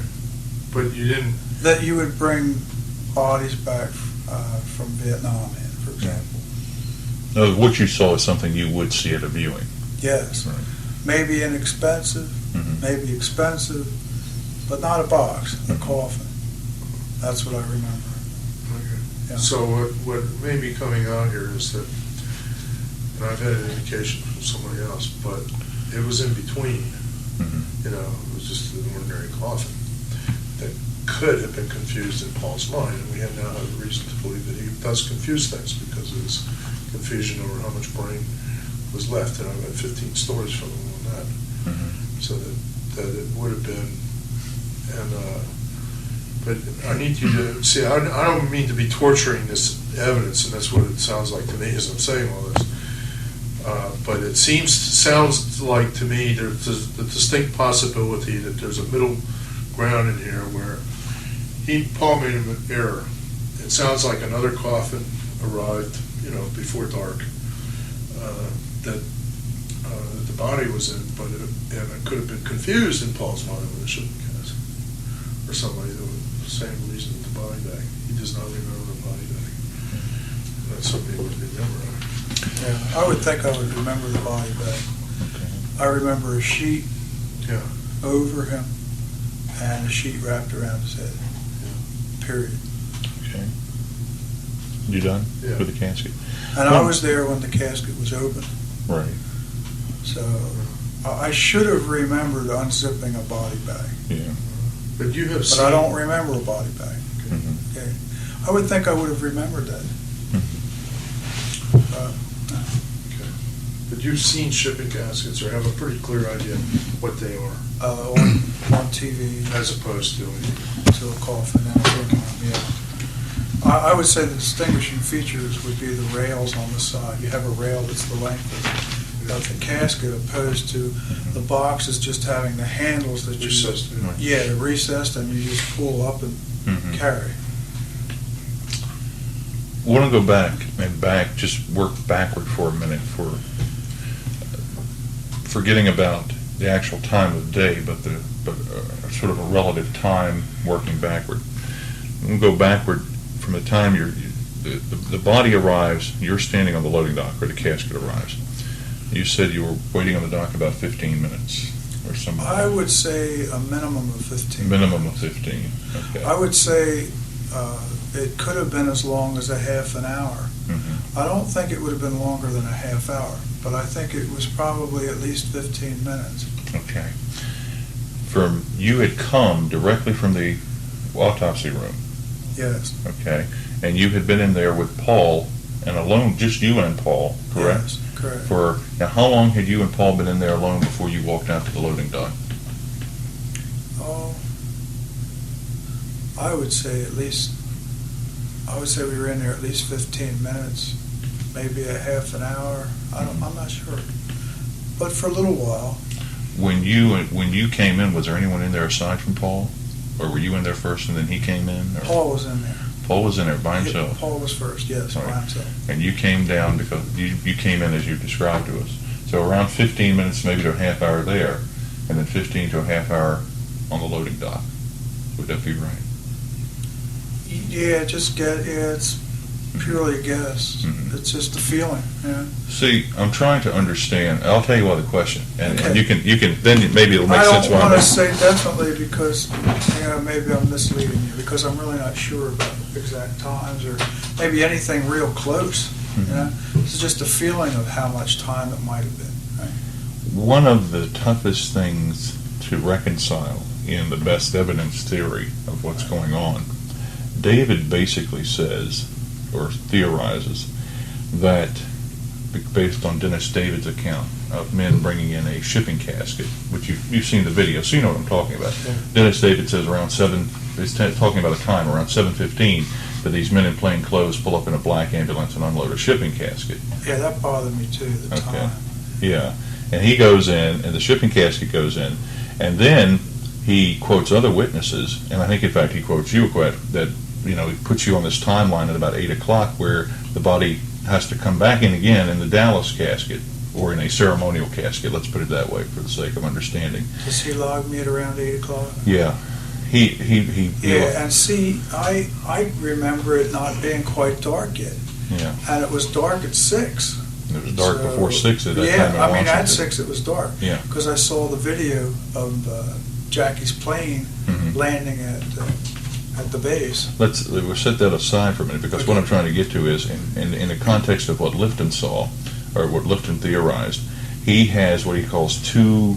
Have you read Best Evidence? Audiences. Oh, yeah. He has two audiences and two lenses, and two groups. In other words, Paul is in group 1 sees a shipping casket. That's Dennis David, Paul O'Connor, and some other people. They see a shipping casket, which comes in at 7:15, and the body's taken out of in a body bag. Right. And then there's group 2, and he put you in group 2 because group 2 sees the body come out of a ceremonial coffin wrapped in sheets at 8 Right. o'clock. Right. Now, one of the key things is Paul says in Best Evidence to David that his most vivid recollection. I'm sorry, let me backtrack out a little bit. The one thing Lifton can't reconcile is the body, if it came in at around 7:15 in a shipping casket in a body bag, getting out of the morgue and back into the Dallas casket, so you and other witnesses, since it can see it come back in this Dallas casket or ceremonial casket. The reason I was asking you about the time backing you up from the loading dock, you're standing there by yourself, back into the morgue with Paul by yourself, is that shows to me that if we're going with the 8 o'clock timeline, of course we've got a whole timeline problem with this daylight thing we need to work on. But it couldn't have been as David described it, where Paul and the other people, they have the bringing in of the shipping casket and the body in a body bag, and it's taken out. Then it says audience 1 is dismissed. They're told to leave so photographs and pictures can be taken. And then at that time, David theorizes that the body is put back into the Dallas casket, taken back outside, put in the Gray Navy ambulance so that the guys that you see, the honor guard and all, can bring it in and open it up, and it's back in its original wrappings. If you and Paul are in the autopsy room alone, forgetting about the fact of the time, that whether it's 8 o'clock, 4 o'clock, or whatever, but if you and Paul are, just for the sake of keeping it straight, are in the autopsy room by yourself for 15 to 30 minutes, and then you're on the loading dock for 15 to 30 minutes, none of that could have happened. I didn't think In so other words, either. it couldn't have happened. But the thing that really bothered me is I couldn't remember if Paul was in the room when the casket was opened. I know that sounds very strange. Right. But I don't remember whether Paul was in the room. What do you mean? What do you think that means? What it means to me is that I know that David Lifton's theory would not be correct if Paul was in the room. Absolutely. Because Paul and I would have seen the same coffin opening. But I just can't be sure that Paul was there. Well, see, the problem is Because when I came back in, Mhm. there were other people in there.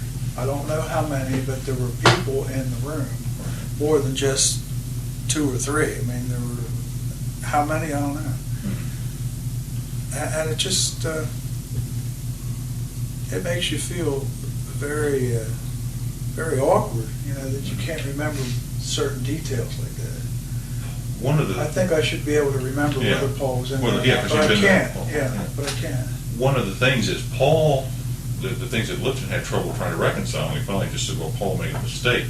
Paul's most vivid recollection, he says, of the evening, in best evidence to his first interview with David, his most vivid recollection was he literally logged the body in at 8 o'clock, and he remembers that. And, of course, David has a big problem with that because 8 o'clock, we have the other witnesses saying that that's the shipping, that's when the official shipping coffin comes in, or excuse me, the official ceremonial casket comes in with the military honor guard and, Godfrey McHugh and everybody's in there then. No, that's when the autopsy started.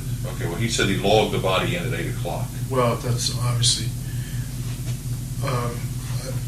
maybe he remembered, maybe he hadn't done it when the body came in. He had to run and do it at 8 o'clock. Well, the point I'm getting to is there's a 7, where you can shift it back in time or whatever you want, but there's a entrance 1 in the shipping casket and body bag, and entrance 2 in the Dallas coffin. And the problem was that Paul's logging the body in coincide. Paul makes a statement to David, and you can ask Paul about this. And Paul's statements on film and all, because I have all of his interviews, are that the body comes in, and when David questions him, or the British TV, when these people were questioning him, he brings up, oh yeah, I remember because I logged the body in right at 8 o'clock, and we take it out of a shipping coffin in a body bag. And that is a point that David has had trouble reconciling, because Dennis David clearly remembers the shipping coffin coming in no later than 7:15. Okay, so David Lifton had to dismiss Paul's, quote, most vivid recollection of the evening, unquote, that the body comes into the morgue right around 8 o'clock. Yeah. Because of it. And so what you're saying is absolutely valid, because since he's put you, and since your description fits with group 2. This is what I'm not grasping, the business about the platform and Paul about being in the room with him. Why it refutes Lifton's. If Paul is in the theory. room, no, if Paul is in the room, it refutes it, because see, in Lifton's divisions, he's in audience 2 and Paul's in audience 1. All right, and see, the fact that he can't remember Paul being in the room actually does, to a small degree, substantiate Lifton's audience 1, audience 2 theory. All right, but if Paul was in the room with him, then Paul would then be an audience. Paul would have to see the same thing he sees, which is you're trying to reconcile it by saying the caskets. Maybe they do see the same caskets, and Paul over describes it as a shipping casket. But then how do you explain Paul talking about the body bag? You can explain the caskets, you'd have to explain the body bag. If you could get Paul to, if you get something clear on the body bag, then his and Paul's recollections would lock in. The only thing then you'd have to reconcile is, why is it still light outside? That's what I was going to ask you. If I was correct in that it was not yet dark when the coffin came into the morgue. In other words, I saw it offloaded, carried in, set down, open. Okay, I saw the sequence. I was with it all the time. Right. Then, if that's true, would it be possible for Paul O'Connor to have logged in a body in a shipping casket at 8 o'clock? Because what time did it get dark, Harry, on that day? I can tell you exactly. 12 minutes to 5. Right, and you're right, because I run daytime Okay, radio stations. if I'm right, if that body came in there and it was on the table, let's use round numbers, at 5 o'clock. Right. Well, 5:30 at the latest, so it's dusk. Dusk. Yeah. You could get it on there around, for you to remember, for it to be arriving while there's still. I think it might have been dusk when it came in, Okay, then but I 5 don't to think it was 5:30. dark. What's Okay. the latest time? At 6 o'clock, it's black in November at this latitude. Okay, well, that's what it was when I saw the video of the plane landing Right. at Andrews with Mrs. Kennedy. Right, Yeah. at 6:02 there. Okay. That means that if I'm correct, if I remember correctly, Right. the body was on the table Yeah. before the plane hit the ground at Andrews. Well, how did the logging procedure work? I mean, is this again a confusion over semantics?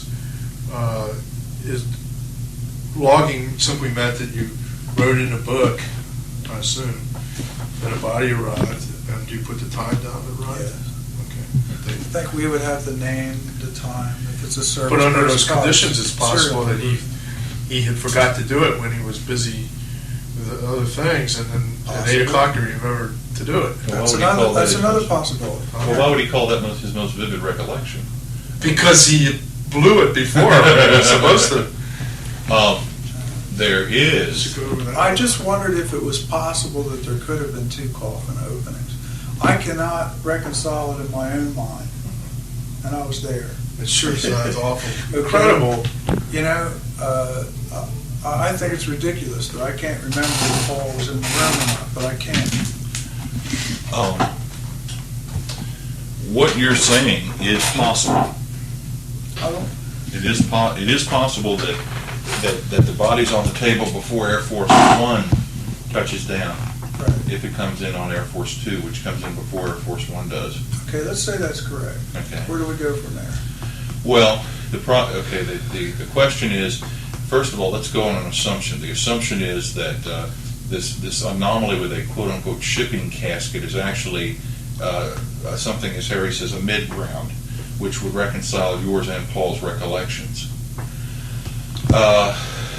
The body, for whatever reason, ends up on Air Force Two and is flown back leapfrog, because as you've read in David's book, that's how they fly.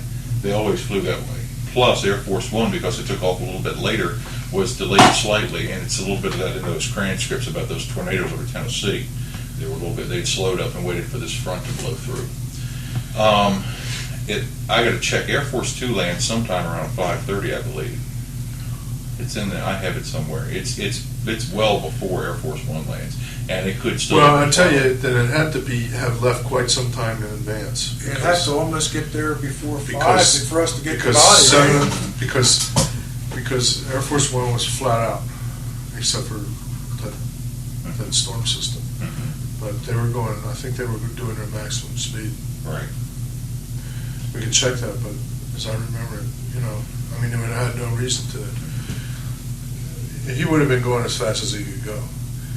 So if you have Air Force Two landing at 5:30, then obviously left quite a long time before. But you were assuming that it had left before anyway. It has. It does leave before. Air Right, Force Two so does leave before. My postulate would be that the body went to Air Force Two and they left quite a long time in advance. Well, no. What's the time lag between the time that the Kennedy party hits Air Force One and the time that they take off? It's what, 22 minutes? There's- More than that. Okay. They waited. And the judge took at least a half an hour to come. Okay.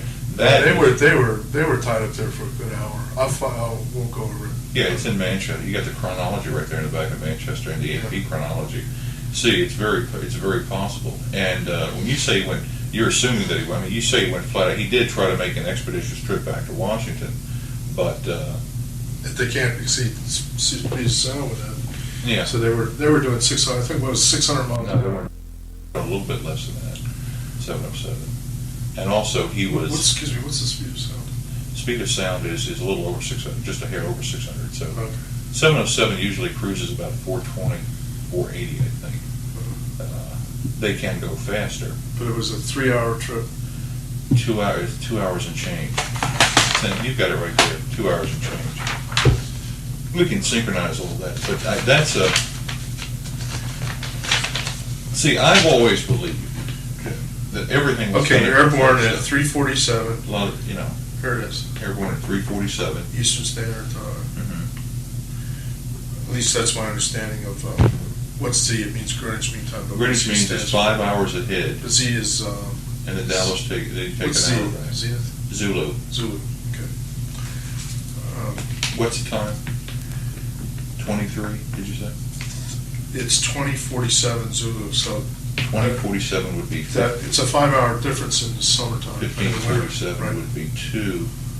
Wait a minute, that's 1:47 Dallas time. If it's 1:47, it's 2:47 Eastern, 1:47 Dallas. So it would be, no, because estimated block time, Andrew, is 23:05.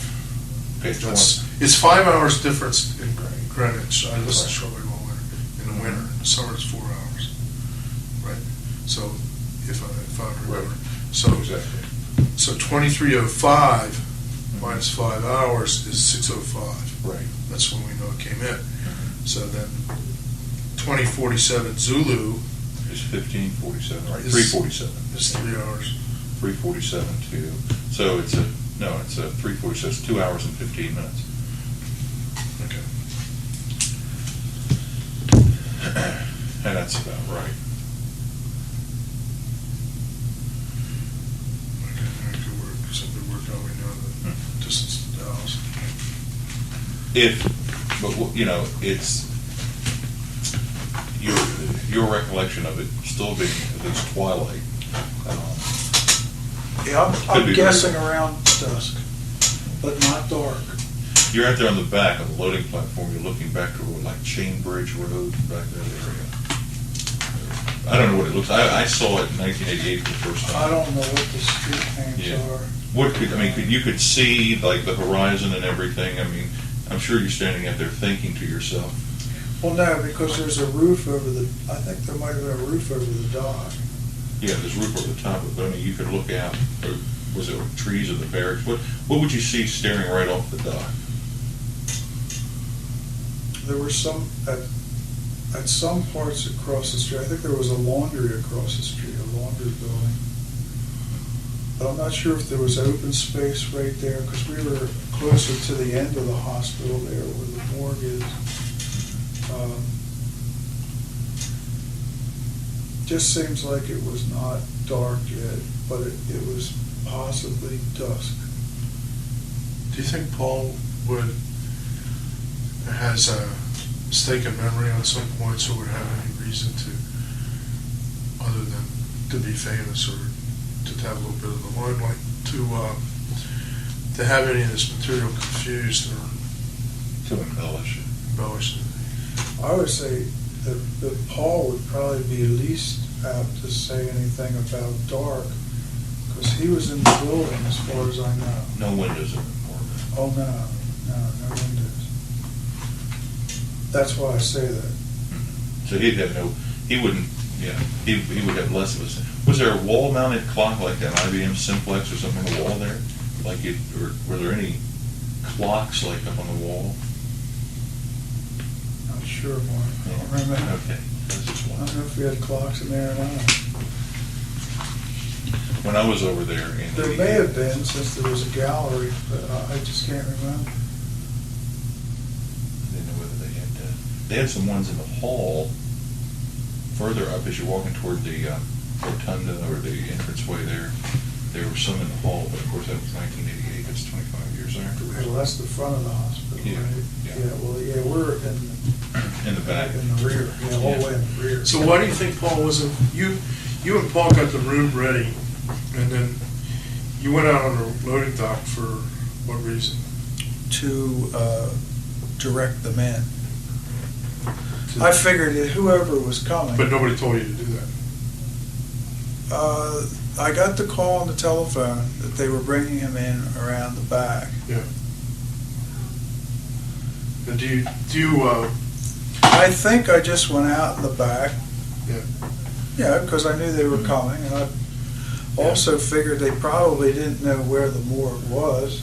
what do you think happened to Paul then? By the time you come back in with the body, he's not there? He didn't help you take the body out of the, you helped take it out of the coffin. Several people did. Quite a few people And were Paul all was- around. But Paul did not help you take the body out. I don't know. You don't remember? That's the craziest thing about it. I don't You know. don't He remember? could have been right next to me lifting them out. Right. Okay. I You don't just remember. Yeah. I know that sounds awfully stupid, but hey. Dennis David mentioned before you guys got called up to, what was it, Admiral Callaway? I think he says that he helped take it out of the coffin. Yeah. To check it. No, Dennis David didn't, but what I'm getting at is, he talks about something else. What I want to get at is, before you guys were slapped with the order not to talk, Dennis talks about that some of the guys involved in it got together in the coffee shop, and they were like around early in the wee hours of the morning or something, and sort of, chatted among themselves. Were you privy to that at all? No, I went back to the barracks after I left there, and I just had a normal night after that, because I wasn't there that long. And it wasn't that late when I left. It's interesting. Now, let's try to do a little time synchronization. Okay. You remember Huntley and Brinkley being on television. Yes. This may seem superfluous, but I can research it. Do you remember anything about what they were saying when you first get back to the barracks? Because I can go back David to Lifton asked me that. Yeah, because you synchronized that to the tape, the NBC tape. I remember Chet Huntley. He looked so tired, you know. He was there at the table. You know how he would sit there. He's kind of up front guy. And he said, right now, we don't know where the president's body is, and if we did, we wouldn't tell you anyhow. And this is shortly I'm after... pretty sure that's what he said. That's right. Yeah, and this is shortly after you got back into the barracks. It was after I got back to the barracks, but I don't know how long I was in the barracks before I heard that. But I remember Chet Huntley saying that. I thought, the whole world doesn't know where the president's body is, and I just left there not long ago. See, what's strange about that is they had cameras right there, Bethesda. As you remember seeing, you said, you know, there was a mass of people out there. There was a lot of people there.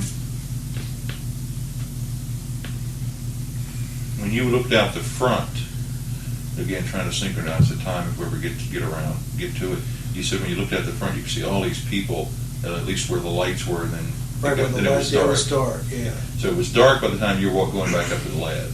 Oh, yeah. And that was on the rotunda. Right. And that was on the way back from the morgue. Mm-hmm. Okay? So it was dark then. Right.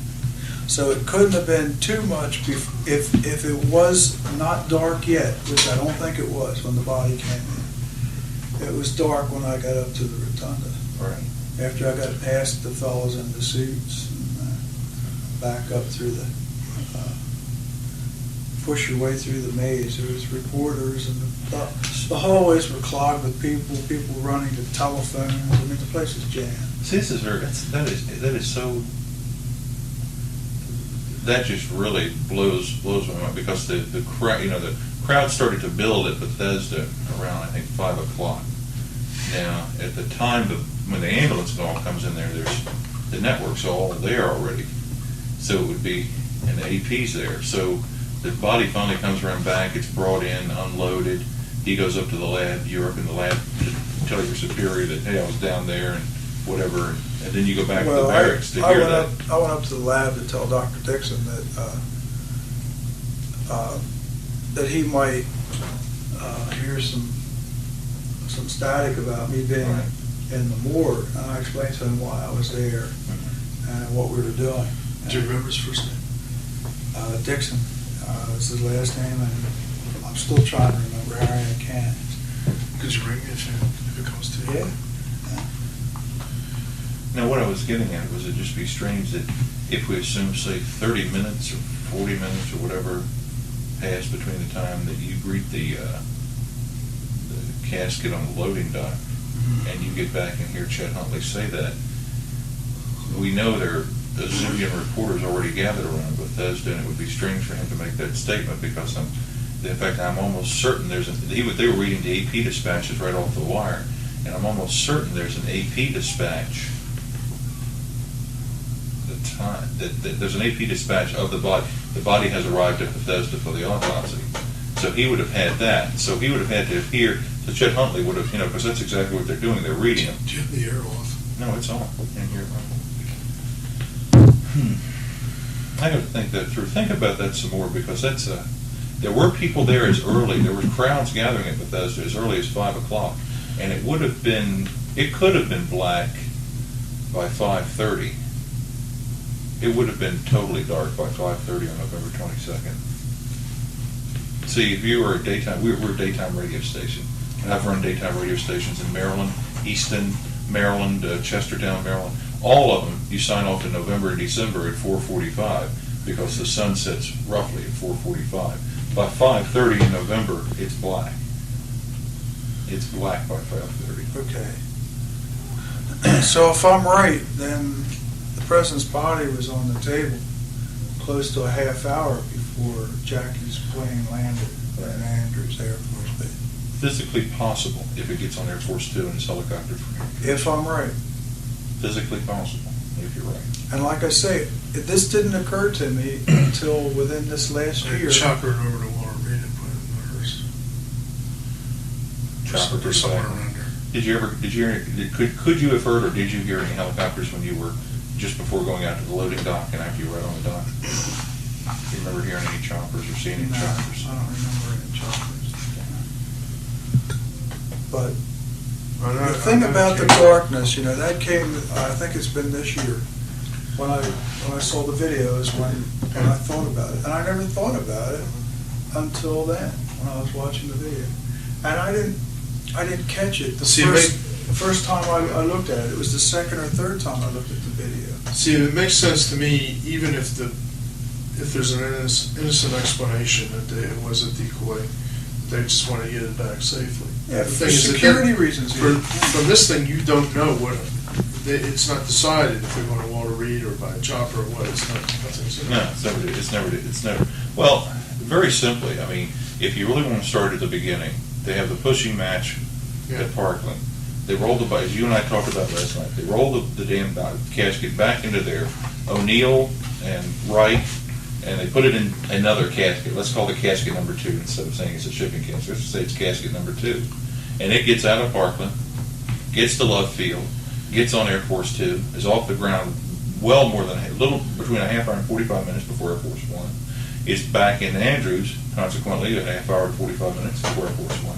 Plenty of secure areas. In fact, I got a re-interview. I got a witness right here in town, Davis, the Davis family that owned the hardware store. Eddie Davis was right there. We're in the Air Force. He was a jet mechanic when the plane came in.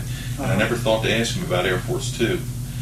Okay, so Air Force 2 lands at Andrews. Yeah, that would be great. 5:45, 5:30. Excuse me, 5:15, 5:30. How do we find out where they landed? It's in the, I got it. It's in the books. It's in all the, it's If we can believe that. what? If we can believe it, I mean, Manchester tells you when it Well, it's not lands. just Manchester. It's documented in several books. I got it. It's in the network logs. All right, well, it could have come on any other plane. It didn't have to come on Air Force 2. That's right. Yeah, It true. could have come on any plane, and they could have operated on it. But even if there's an innocent explanation that they just want to get the body back, Well, here's the other. they wouldn't want to get it there before the crowds gathered. And by this scenario, it would have got there well before anybody had gathered with us. Let me share something with you. The guy I got the pictures from, Jim Fox, was the one who processed them, but he was also an assistant to both Protective Research Bureau, Secret Service. In my interviews with him, there's a lot of neat stuff. But one of the key things is one day, he was an old guy, and he had this bakery down in Chestertown, and he'd get so burnt out working that I'd start to talk to him, and he would mix the Kennedy administration with the Roosevelt administration, And so one day I had him, he was really clear, and I said, he was telling me stuff that everybody had been printed and published years before, like it was some big secret. I said, Mr. Fox, would you tell me something I don't know? Tell me something I don't know. And he goes, we lost our man that day. And I said, you lost your man that day? That's supposed to be a secret? He goes, no, we lost a man that day. That's the old dead Secret Service agent story. But this is the guy who is sitting at the executive office building, Secret Service, and in the previous interviews with him, the whole time, what are you doing after the assassination? What are you doing when the assassination occurs? Interviewing a little Mexican girl for background check to work on White House kitchen staff. What happens after that? We just sit there and we take instructions to call people and dispatch Secret Service people. They were sending people all over the place to protect Bobby, do this, do that. And he was sort of a dispatcher. And he dispatched a team of men somewhere to deal with the body of a Secret Service agent who was killed in connection with the assassination, supposedly. That's what he was told. The dead Secret Service agent story surfaces not out of Dallas, but out of Washington at exactly the minute Air Force One takes off from Love Field. That I've always believed is somehow a cover for a secondary route for the body. All right, it has to be. The UPI. What? The UPI story. Yeah. Well, it's AP.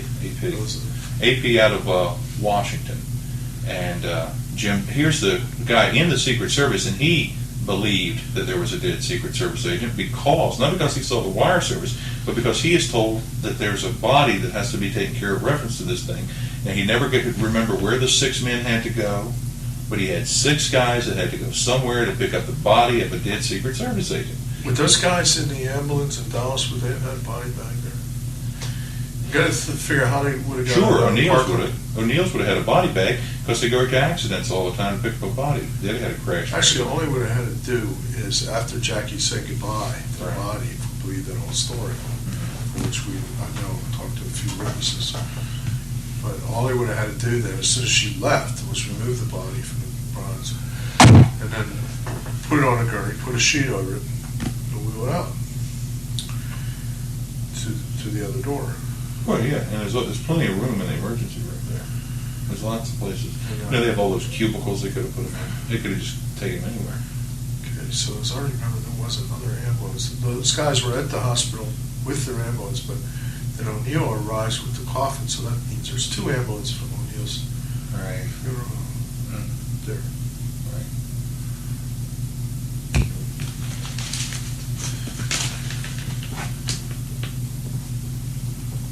So I've always, what you're saying, it can't. There's a definite probability that could explain a lot of this, and explain some of the things Mr. Fox told me. And as far as I'll share this with you, as far as the pictures, he was not privy, I don't believe, to the altering the pictures. But what happened was, that night in Dallas, they're developing this Zapruder film, and everybody was taking a picture in Dealey Plaza. FBI, Secret Service are all developing it. Kodak Labs is running like crazy. They never developed those pictures, never even did anything with them until almost a week after the assassination. Why? Because what they had to do is they took the pictures. They took the pictures. Roy Kellum in the early morning hours of the 23rd brings them back to the White House, gives them to Robert Boak, who claims he puts them in the safe, and they stay there until on or about the 27th. Now you got to remember, the 28th, the 27th is the 22nd, 27th is Wednesday, right? Wednesday, 28th is Thanksgiving. All right, so it could have conceivably been more than a week after the assassination, or a week or so after that. Till they were developed. And what happens is they're put in the safe. All right, they immediately start gathering up all the material out of Dealey Plaza, all the Zapruder film and things like that.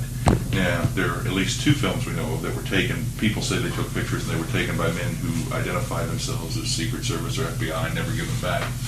Once they know they have all the smoking guns in Dealey Plaza, vis-a-vis the photographic evidence, then they alter the autopsy pictures the way they want to, put the undeveloped but altered film in the safe, and then Boak starts the official chain of possession by telling Fox to, take these down to Anacostia and get them developed. Because, see, when he goes down to Anacostia the first time, sometime around November 27th or later, he had Robert Knudsen, who is the Kennedy family photographer, with him. Plus, he is under naval guard, and of course, the facility is totally under naval guard. Do you think, 2 questions, do you think, was Fox ever suspicious of anything? And number 2, do you think Falk is culpable?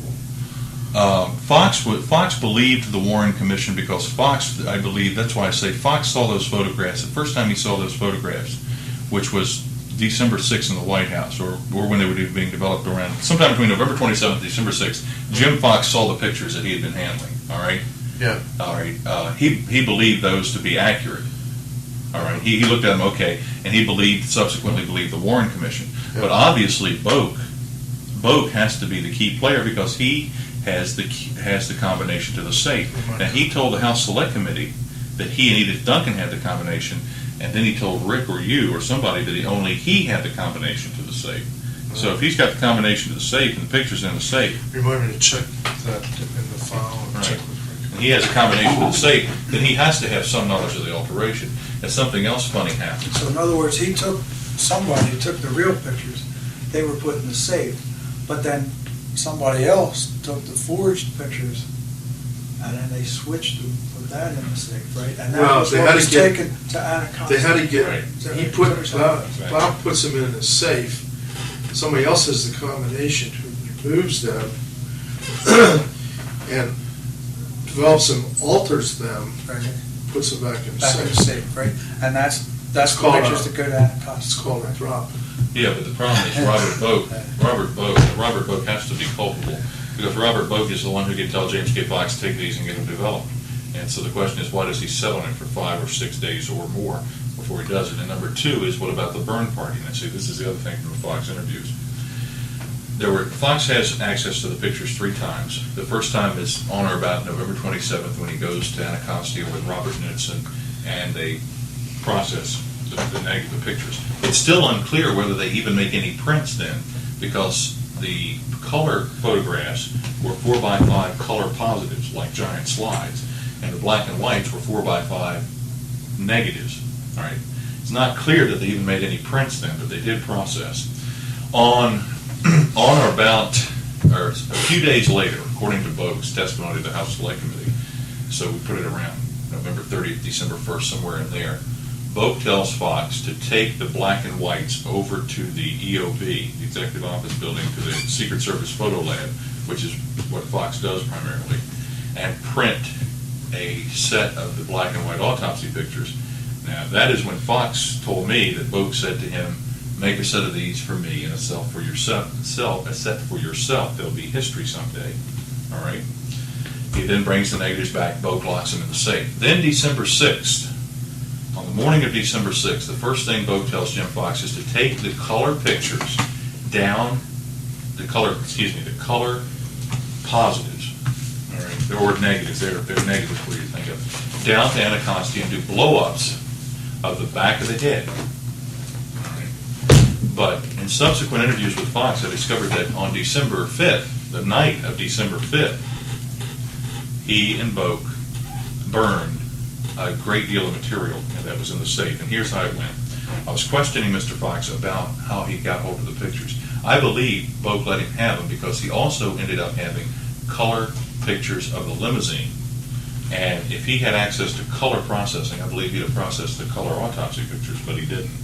He did exactly what he was told. He was a Radar O'Reilly guy in the Secret Service. He says that I'm questioning him hard on the point of, why would they let you have a set of these pictures? Listen, didn't you really steal them? Didn't you sneak them out? Didn't you make yourself a copy when Boak told you to make a copy? He said, look, they had a safe full of that shit.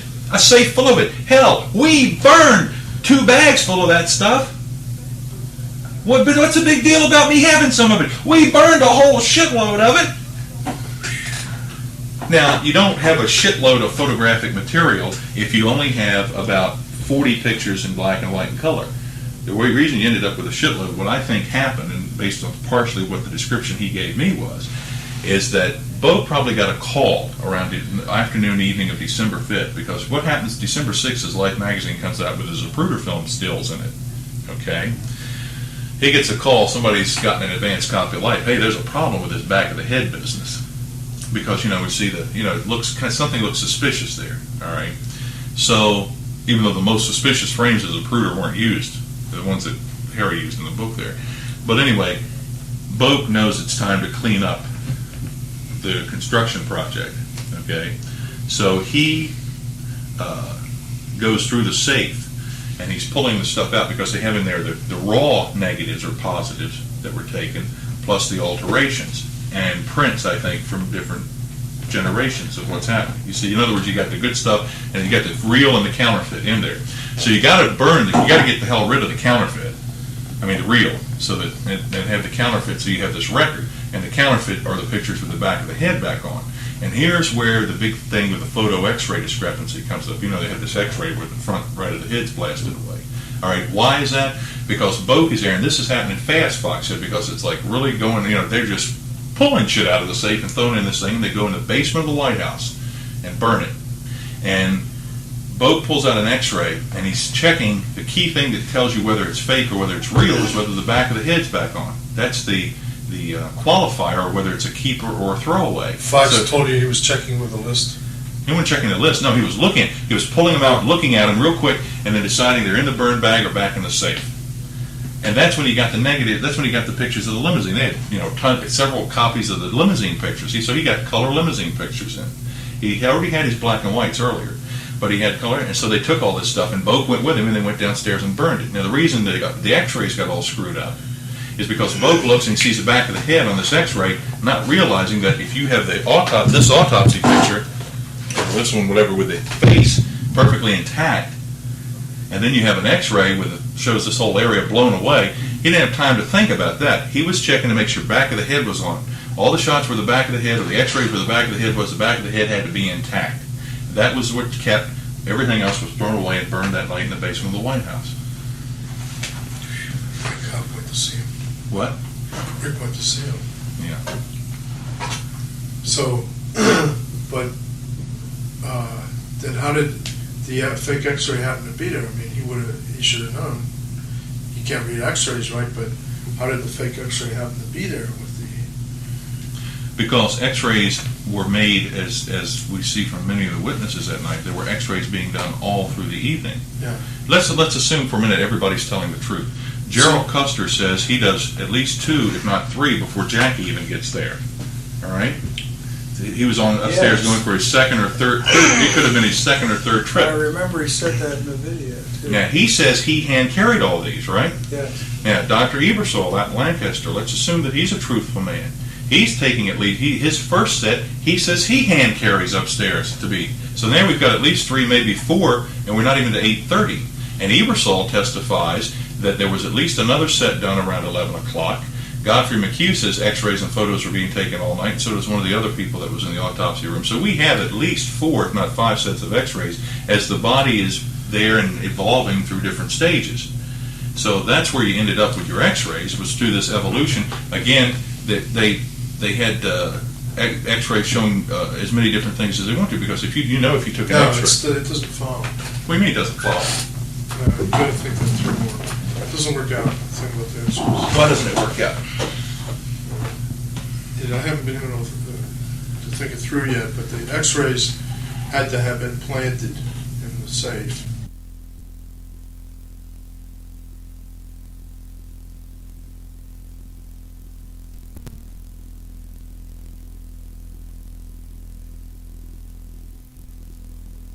Precluding there's an alternate hypothesis if you want to know for the x-ray.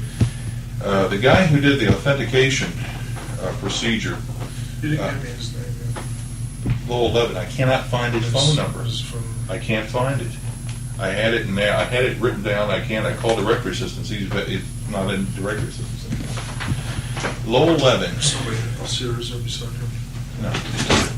Lowell Levin was the forensic orthodontist. Well, let me ask you a question. Let me ask you a background question before we start into this. It may help. Do you ever remember having any dental work done for yourself at Bethesda while you were in the Navy? I mean, if you needed a cap or a cavity filled? Ever remember anything? You would have remembered the name of your dentist if it was like the same as a... I had worked on in Great Lakes. No.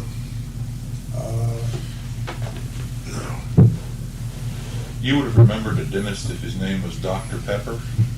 Oh, yeah. He was a Dr. Pepper, the dentist. That was his name. Pepper, yeah. I forgot what the first name was. A captain.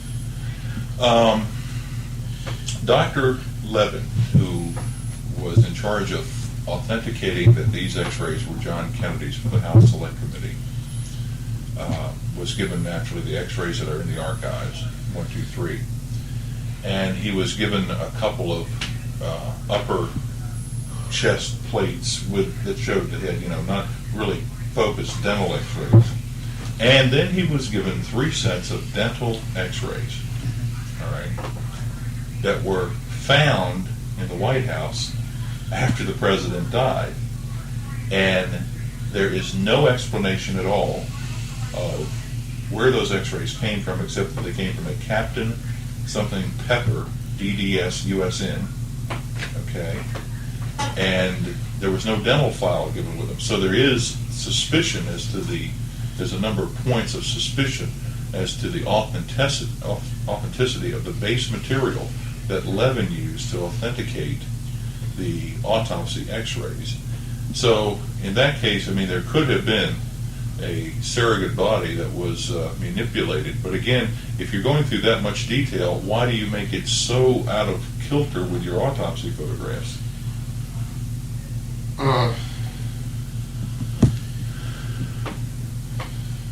I don't think that they knew. I don't think that they ever suspected that this stuff was going to get out. I think what happened was that they faked two things. They faked the back of the head picture, stuff they had to do right away, and faked the x-ray to show Earl Warren, and he was shown, and a couple of the other people on the Warren Commission were shown some of this material. But they had to have something to flash at Earl Warren to make it appear that there was no damage to the back of the head other than an entry hole, and that there was, and that the president had his face blown out where the Zapruder film shows this. It's for this reason that I think the Zapruder film was deliberately leaked to Groden, and the pictures were deliberately leaked to Groden when the two congressmen blew the whistle and had to rewrite the report. But the burn party was intended to destroy. They might have very well burned real stuff there. Balk was culpable, and I don't know if he was or he wasn't, but I think as far as I can sort through it, that these pictures, that the back of the head pictures were faked, and the X-ray, and they never expected. They did not show. Nobody saw the pictures of the face. Nobody. The coffin was not open. Nobody could talk to Jackie about it. Nobody thought to ask these questions. When I started asking people, was his face damaged, it was like the first time anybody ever asked the question. Right. I don't remember it being any evidence anywhere. And I think that this stuff just sort of slipped through the cracks. So this is the thing. You have to go back through your chronology, because when it began to appear that sets of these pictures, Mark, had slipped out, conspirators never thought of that. It's like the Dallas cops making copies of the picture of Roswell with the gun, and they spread them all over the city. It's in human nature, if something connected to a big crime like this, or some gory picture, then they're going to copy it and they're going to spread it all over. So they never thought that this stuff would surface, and yet I started learning that these pictures, Senator Nelson's daughter had them, General Thomas Gervasi had them. They're all over. So your friend Fox has got them. It links to you. It might have been known before the House Committee in 1979, before the report, that Fox was showing them around. No proof of that. Absolutely not. Okay. So, but the point is that I know of sets that were being shown around before the House Committee. And so then they leaked to Robert in order to counteract this. But the thing is that the people were too stupid to get it as far as that X-ray anomaly goes. It just didn't occur to them. How do you know about these other two possessions of the I know, because I'll put you in touch with the brother of Thomas Gervasi. Is he still alive? Yeah, Gervasi did. Is And there's quite a story behind that. Is he in the Washington area? No. He was working, he was a sort of... Because remember what Pope told Fox. Make a set of these for me, myself, and a set for you. There'll be history someday, because there's nothing in the record as to who or why he was asked to make this set of black and white pictures. It didn't go to the FBI. It didn't stay in the Secret Service files. He admitted it for the House Select Committee. See what you're saying? You're hitting on the right cues there. He said he told it to the House Select Committee because they knew. He knew the others. No, Boak told the House Select Committee he told Fox to make black and whites. He just never said why. And the reason was because he knew these were out there in Fox's hands in private possession, and probably because he leaked them to the other two people you just mentioned. My indication is that they were in fact leaked all over Washington, and that was used, they were in fact used to cover up the case. See, because the x-rays were not leaked, but the pictures were leaked that showed an intact face, intact back of the head. See?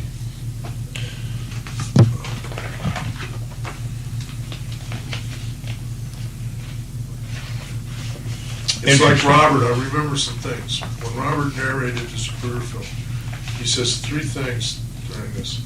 He says, now here he's being shot in the back. Now here he's being shot in the foot. And he goes bang, bang, bang. He's programming it. He says, now here the president has been shot in the face.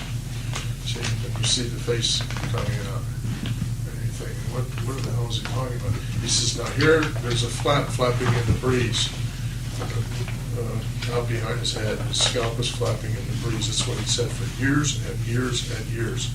You ask him about it now, no, there was no flap there. You know what I'm talking about? Yeah, I know exactly what Did you're you ever saying. hear him say these things? Oh, absolutely. He says, Absolutely. here is, you know how many times I asked about that in the last 2 years? I said, Robert, you used to say that there was a flap, a scalp flapping in the breeze here. Like the flag, right? That's it. And so my scenario, I mean, I have not been able to think this through very clearly. I'm a little bit slow, you know. I mean, I must confess I'm really stupid about a lot of this stuff because it's just a little bit too hard for me to grasp. But my scenario would be that they had a look at the Zapruder film the night before the murder, thought that his face You mean was the night blown of the away. murder? The night of the murder. If they got it before the night of the murder, we got to go. They thought that his face was gone. They faked the X-ray, and in any event, they did it because it helped fool Earl Warren. They did flash this stuff to Earl Warren. He described it as memoirs. And I think there's evidence of that. I agree. Yeah, and so the X-rays were used, but then the House committee got on the spot because they wrote a report saying there was no conspiracy, and then two congressmen, as the committee was closing up forever, blew the whistle and said, we have irrefutable evidence that there was a conspiracy. So they had to stop everything, rewrite the whole report. It took 6 more months. And that's when they fielded Grodin. Grodin has me play a story on the front page, saying that pointing attention to this battle and all this. And nobody's talking about the X-rays. At that point, I think they already knew they had blown it. So they had to direct attention away from it. And either I was co-opted at that point, or somebody knew enough about me to think that Harry was crazy enough to figure this out. Oh, I know. I had already printed a little story saying that the X-ray is fake. And every time I went to Washington, I passed it out. In The one from the press Chronicle. copy. The one from the Chronicle. Right. I gave it. I remember handing it to George Lardner and to Sam Donaldson and Cassie Mackin, who was, were very close. We had started. We hired the same day at the Baltimore News Post. News America, and I don't know if that had anything to do with it, but I don't know. We had to work on this sequence of events a little more, but.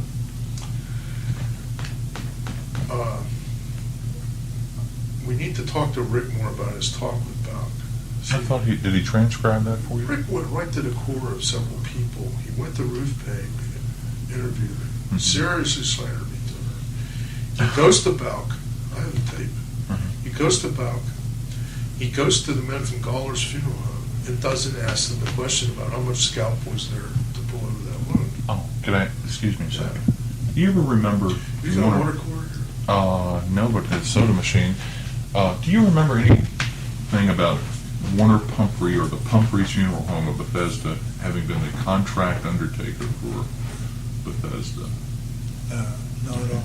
One of the things I've come up with, I met a guy up in Boyertown. I've been on a rubber chicken circuit the last year or so with this thing. And I was speaking at a Rotary Club, and a guy named Terry Starr, who's an undertaker up there. Boyertown. Yeah, in Boyertown. Well, right, Boyertown, between Boyertown and Reading. There's Boyertown Rotary Club. Christopher's up there on Route 100, I guess it is. Anyway, he says, I give it, I go out and I just basically, I don't espouse a specific theory, but I talk about Harry's stuff, I talk about Robert and David. And after it, he comes up to me and he, says, an interesting talk. He says, I can tell you one thing that, Oh, no thanks, Harry. I'll take one. Diet Dr. Pepper. Here, I'll even pay for it. He says, he may have been in a body bag at some point. He said, this is why I asked you about the stains on the coffin. He goes, but he wasn't in one when he was in that casket, that Dallas casket. I said, what? How can you say that? Where were you there? He goes, no. And he goes on to relate the following story. And he's not that old. He's maybe in his late 40s. He had a burial around 1964, late 1964, at Arlington. And as is a custom, you have to, when you're an out-of-town undertaker, you have to work with an in-town undertaker to make sure the grave's open and all of that. Oh, okay. And so the funeral home he was working for, or the funeral home that thank you, Harry, that he worked with was the Warner Pumphrey Funeral Home of, there you go, that'll cover it, of Bethesda. And he said he was down there and he had like a 2-hour layover before, after he brought the body down. There's a body coming from Reading that was to be interred at Arlington. And had a 2-hour layover there at Pumphrey's on Wisconsin Avenue, at which point they took him in the back room and showed him the Dallas casket. And I said, how did you know that it was a Dallas casket? He says, well, number one, Humphreys had the contract at Bethesda and had to haul it away. Now, the official record says it was hauled away that night and stored somewhere for a couple of years, a year maybe or so, and then the Kennedy family instructed it be sent somewhere. And there's two stories. One says it's still out at a warehouse. The other says that O'Neill got it back in Dallas, that he got it back. But it was stored somewhere first several months after the assassination, and it very well was likely the Pumphrey's funeral home, because he described it to a T, and he says the reason I say it wasn't in a body bag when it was in that one, he says, was that it was stained really bad. He says it was ruined. He said you could never use it in a ceremony. He said because the inside was stained so bad. He said whoever did that was an idiot. You don't put a bloody body in a ceremonial casket without putting it in a body bag. Well, I can just reline it. Tell me, Jim, what I wanted to just brief you on. Lifton's book directed. See, this stuff is simply forged. They're simply painted in a lot of it in the pictures to make it look like what they want. But you don't make false bullet holes and alter a body and all this stuff that Lifton is. Any doctor. I have very close doctor friends. And to them, it is so preposterous. And why go to all that trouble? I mean, why do all that? Granted, it's probable at this point that the body was tampered with, that there was an operation or probing for bullets or this or To that. find bullets, yeah. Right. But they didn't make false wounds. Lifton doesn't believe there were any gunmen from behind the car. He believes it was all up in front. And that's bullshit. The acoustical test showed indisputably that there were gunmen, not only one, but two from behind. And so, in my view, the big names, in fact, a whole lot of the big names in all this research, I self-published that book myself in my own little company. But the big names in all this research are there to get everybody off the track, and like this guy Grodin co-opted me, co-opted him. But they didn't.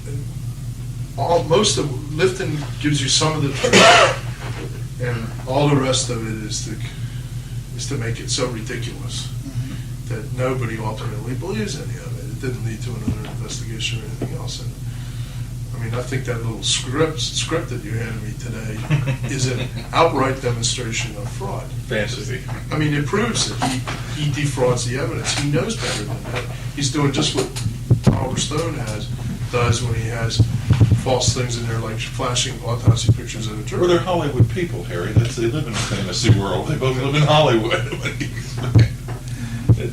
Now, David changed over the last couple of years. He got really into the Hollywood. He was, when I first met him in '81, he was in New York then. And he and I did a lot of really good work together. And then he went out to California, and He came back east in '88. We were interviewed together by Tokyo Broadcasting at the National Archives. I've got to get you dubs of that tape because it is hilarious because they fall over a flower pot and they nearly get David and I thrown out of the archives. I mean, it was really bad. It was like the kamikaze film crew from hell. And but David, in '88, David sort of, his character changed a lot. He got into this sort of Hollywood. In other words, he wanted evidence that was a commodity more than evidence that was enlightening. All right, and I can understand that because if he's doing that for a living, he's got to make a living. But we passed over a lot of stuff that hopefully either Harry will put in his book or I'll put in mine someday. But a lot of those things that just go on and on. So.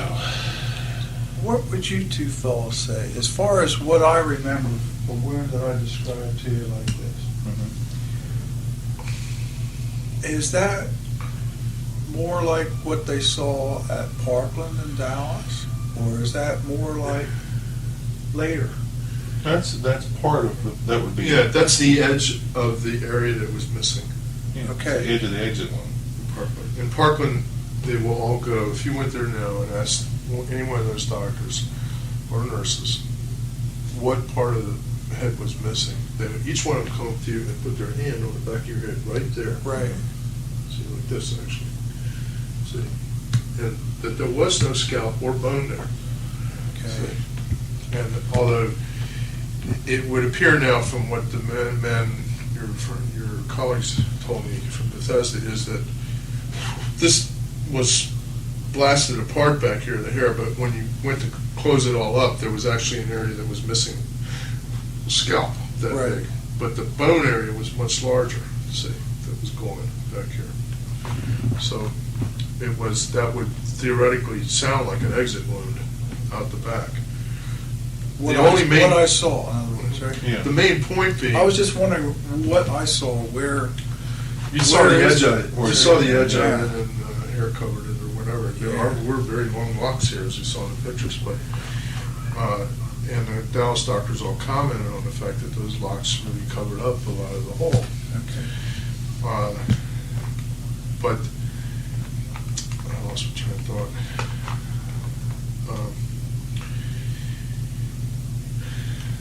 The key thing here is that photograph of the back of the head, so-called photograph, which I originally pegged as a painting, does not show anything like what that wound was. See? It shows an intact scalp, an intact back of the head, and even if there was a flap back there, it obviously it is covering a big defect in the bone. See, so the whole point is that they're not showing you anywhere what the head looked like because there wasn't any bone back there. And if it was an honest picture among all the evidence, it would have had to, if there was a flap there, the flap would be down and you would see that there was a hole, and where it was, you would know that it was back here. Right. But they don't, since it doesn't exist in the evidence, obviously they don't want you to know that. Jim, I'm sorry, before I forget it, you remember when you brought the body out, if any, to what degree rigor mortis, et cetera? I don't know. Really. Yeah, not so. Because all we do is just pick him up and put him on the table. I don't know. I think that the thing you told me, which is something I think about that, because, Aubrey Reich, David asked Aubrey Reich for me about a year ago how he wrapped the head in Dallas, and he wrapped it like that. And I mean, I know that may seem trivial, but he wrapped it like that, and he wrapped it over the hole to put a almost compression bandage on the hole. Rather than like. Right, exactly. So what's the point of that? Well, the point of that is it's one more super nail in the fact that the damn wound was not on the top of the head, it was in the back of the head. Yeah. Damn bugs. Oh no. Well, Reich has very carefully described that hole. Yeah. So, I hate to tell you this, but Reich did not wrap the head, and I have it on video. Well, somebody else. Well, you were breaking so He much new felt ground. it. Yeah. See, he picked up the head, and felt the edges of the wound through the towels, but it was already wrapped. Who wrapped it? The nurses. Okay. I'll double check that, but we went over that very carefully. I know there's a lot of people there during the film. Well, okay, on the previous tapes, he has stated He that he never wrapped saw the back of the head. it. On previous tapes, he stated that he wrapped it. I have a tape, one of the tapes, one of Lipton's tapes, where he says he wrapped it. All right, remind me, we have to work on this because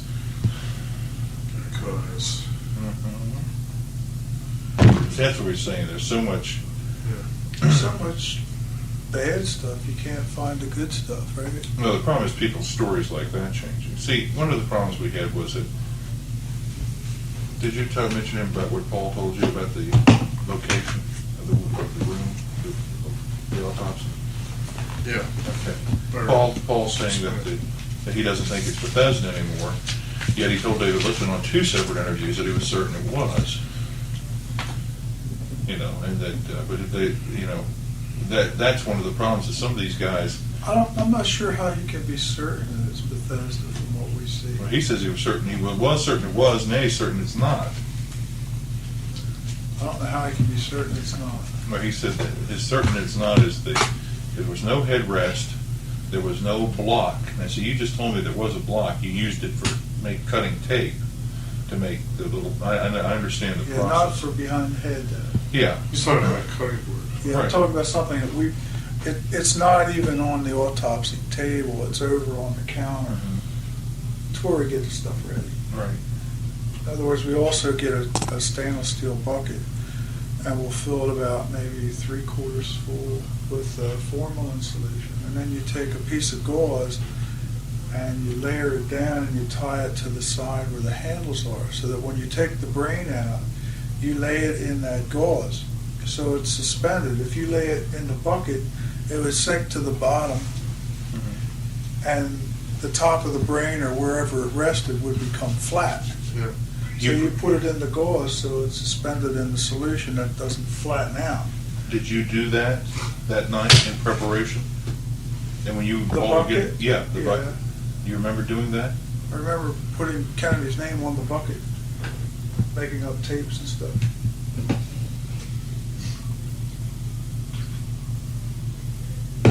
You and Jenkins did. Jenkins, I think he helped the x-ray technician. I think that's what he did, but I don't know for sure. Like I said, we couldn't really He worked talk with about it. Boswell. You know. He was Boswell's man. Was he? Assistant. Boswell was more of a person, more of a friendlier man than Humes. Humes was more, They get a lot of bad reports on Yeah. I'm here. Did you hear what I said? He's real Rigid. tight. Yeah, he's kind of tight. But Boswell's a pretty nice fellow. Yeah. But Humes, it seems like He hung up on he had kind of a short fuse too. But I didn't know him well enough to know. But just Yeah. from his mannerisms and everything, he was, not nearly as friendly as Boswell. I think Humes was the #1 man, and Boswell was #2 Yeah. in pathology at that time. So I think we better call it a day. Yeah. We've all got a long drive. I need to talk to you for a little bit. Before you go, I said to Harry, the thing that bothers me, what do you think? I have 2 boys, right? Suppose one of them's president and somebody hits him. I would want to contribute as much information as I possibly could to find out who really did it. Yeah. Well, just the opposite. They couldn't get a damn thing from the Kennedy family. Yeah. For a number of reasons. I get asked that at See? every lecture. That's what I always found that. Yeah. Harry and I were talking about that lunch. I just wanted to mention it to you. Well, they have a lot of fear. Well, it's not only fear, but it goes to the root of the Kennedys see themselves as a dynasty, as a royalty in this nation. Right. All right. Well, Obviously, wait, their behavior. you're really extrapolating that. You have no evidence for that. There's a lot of wealthy families and A lot of the DuPonts do. And The believe me, DuPonts the do. Kennedys don't think that they're any better than the Rockefellers or the DuPonts or many other families. They don't. They don't think, Teddy doesn't think he's too good to basically, escort his son, his Wait a cousin, minute, his nephew. that's, no, let's not get into this. Yeah. Dynasty and thinking they're a royal family and all that, that's, you haven't really thought that through. That's, Well, let's put it this way, Harry. wealthy families have a certain degree of arrogance often, Well, without a doubt. connected to their position, right? Right. And also it's defensive. Arrogance is an insecurity stemming from fear of losing your position, which can happen very easily. You can lose everything you've got. So, but I don't really think that has anything to do with their. I don't think it has to do with that. You mean that you think that if they weren't afraid, they would immediately come out with what they know? They have a lot of children to protect. Okay, that's what I'm saying. Ted Kennedy was left as the father to 3 families, 3 households.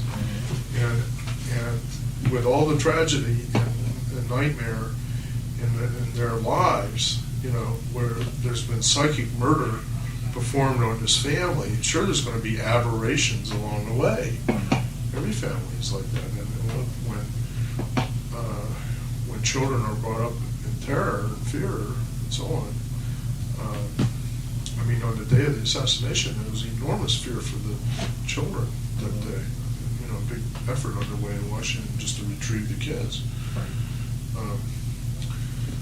But we can get into that.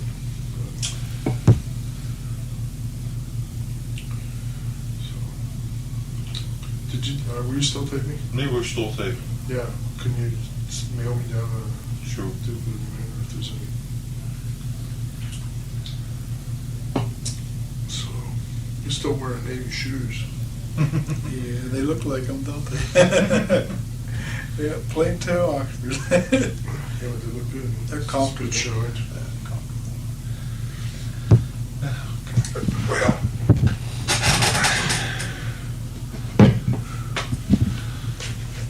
And speaking of that, I tell you, you get into it and it just spins you. well, I'm Sound making very very good scary. progress now. What I'm doing, I just have to resolve some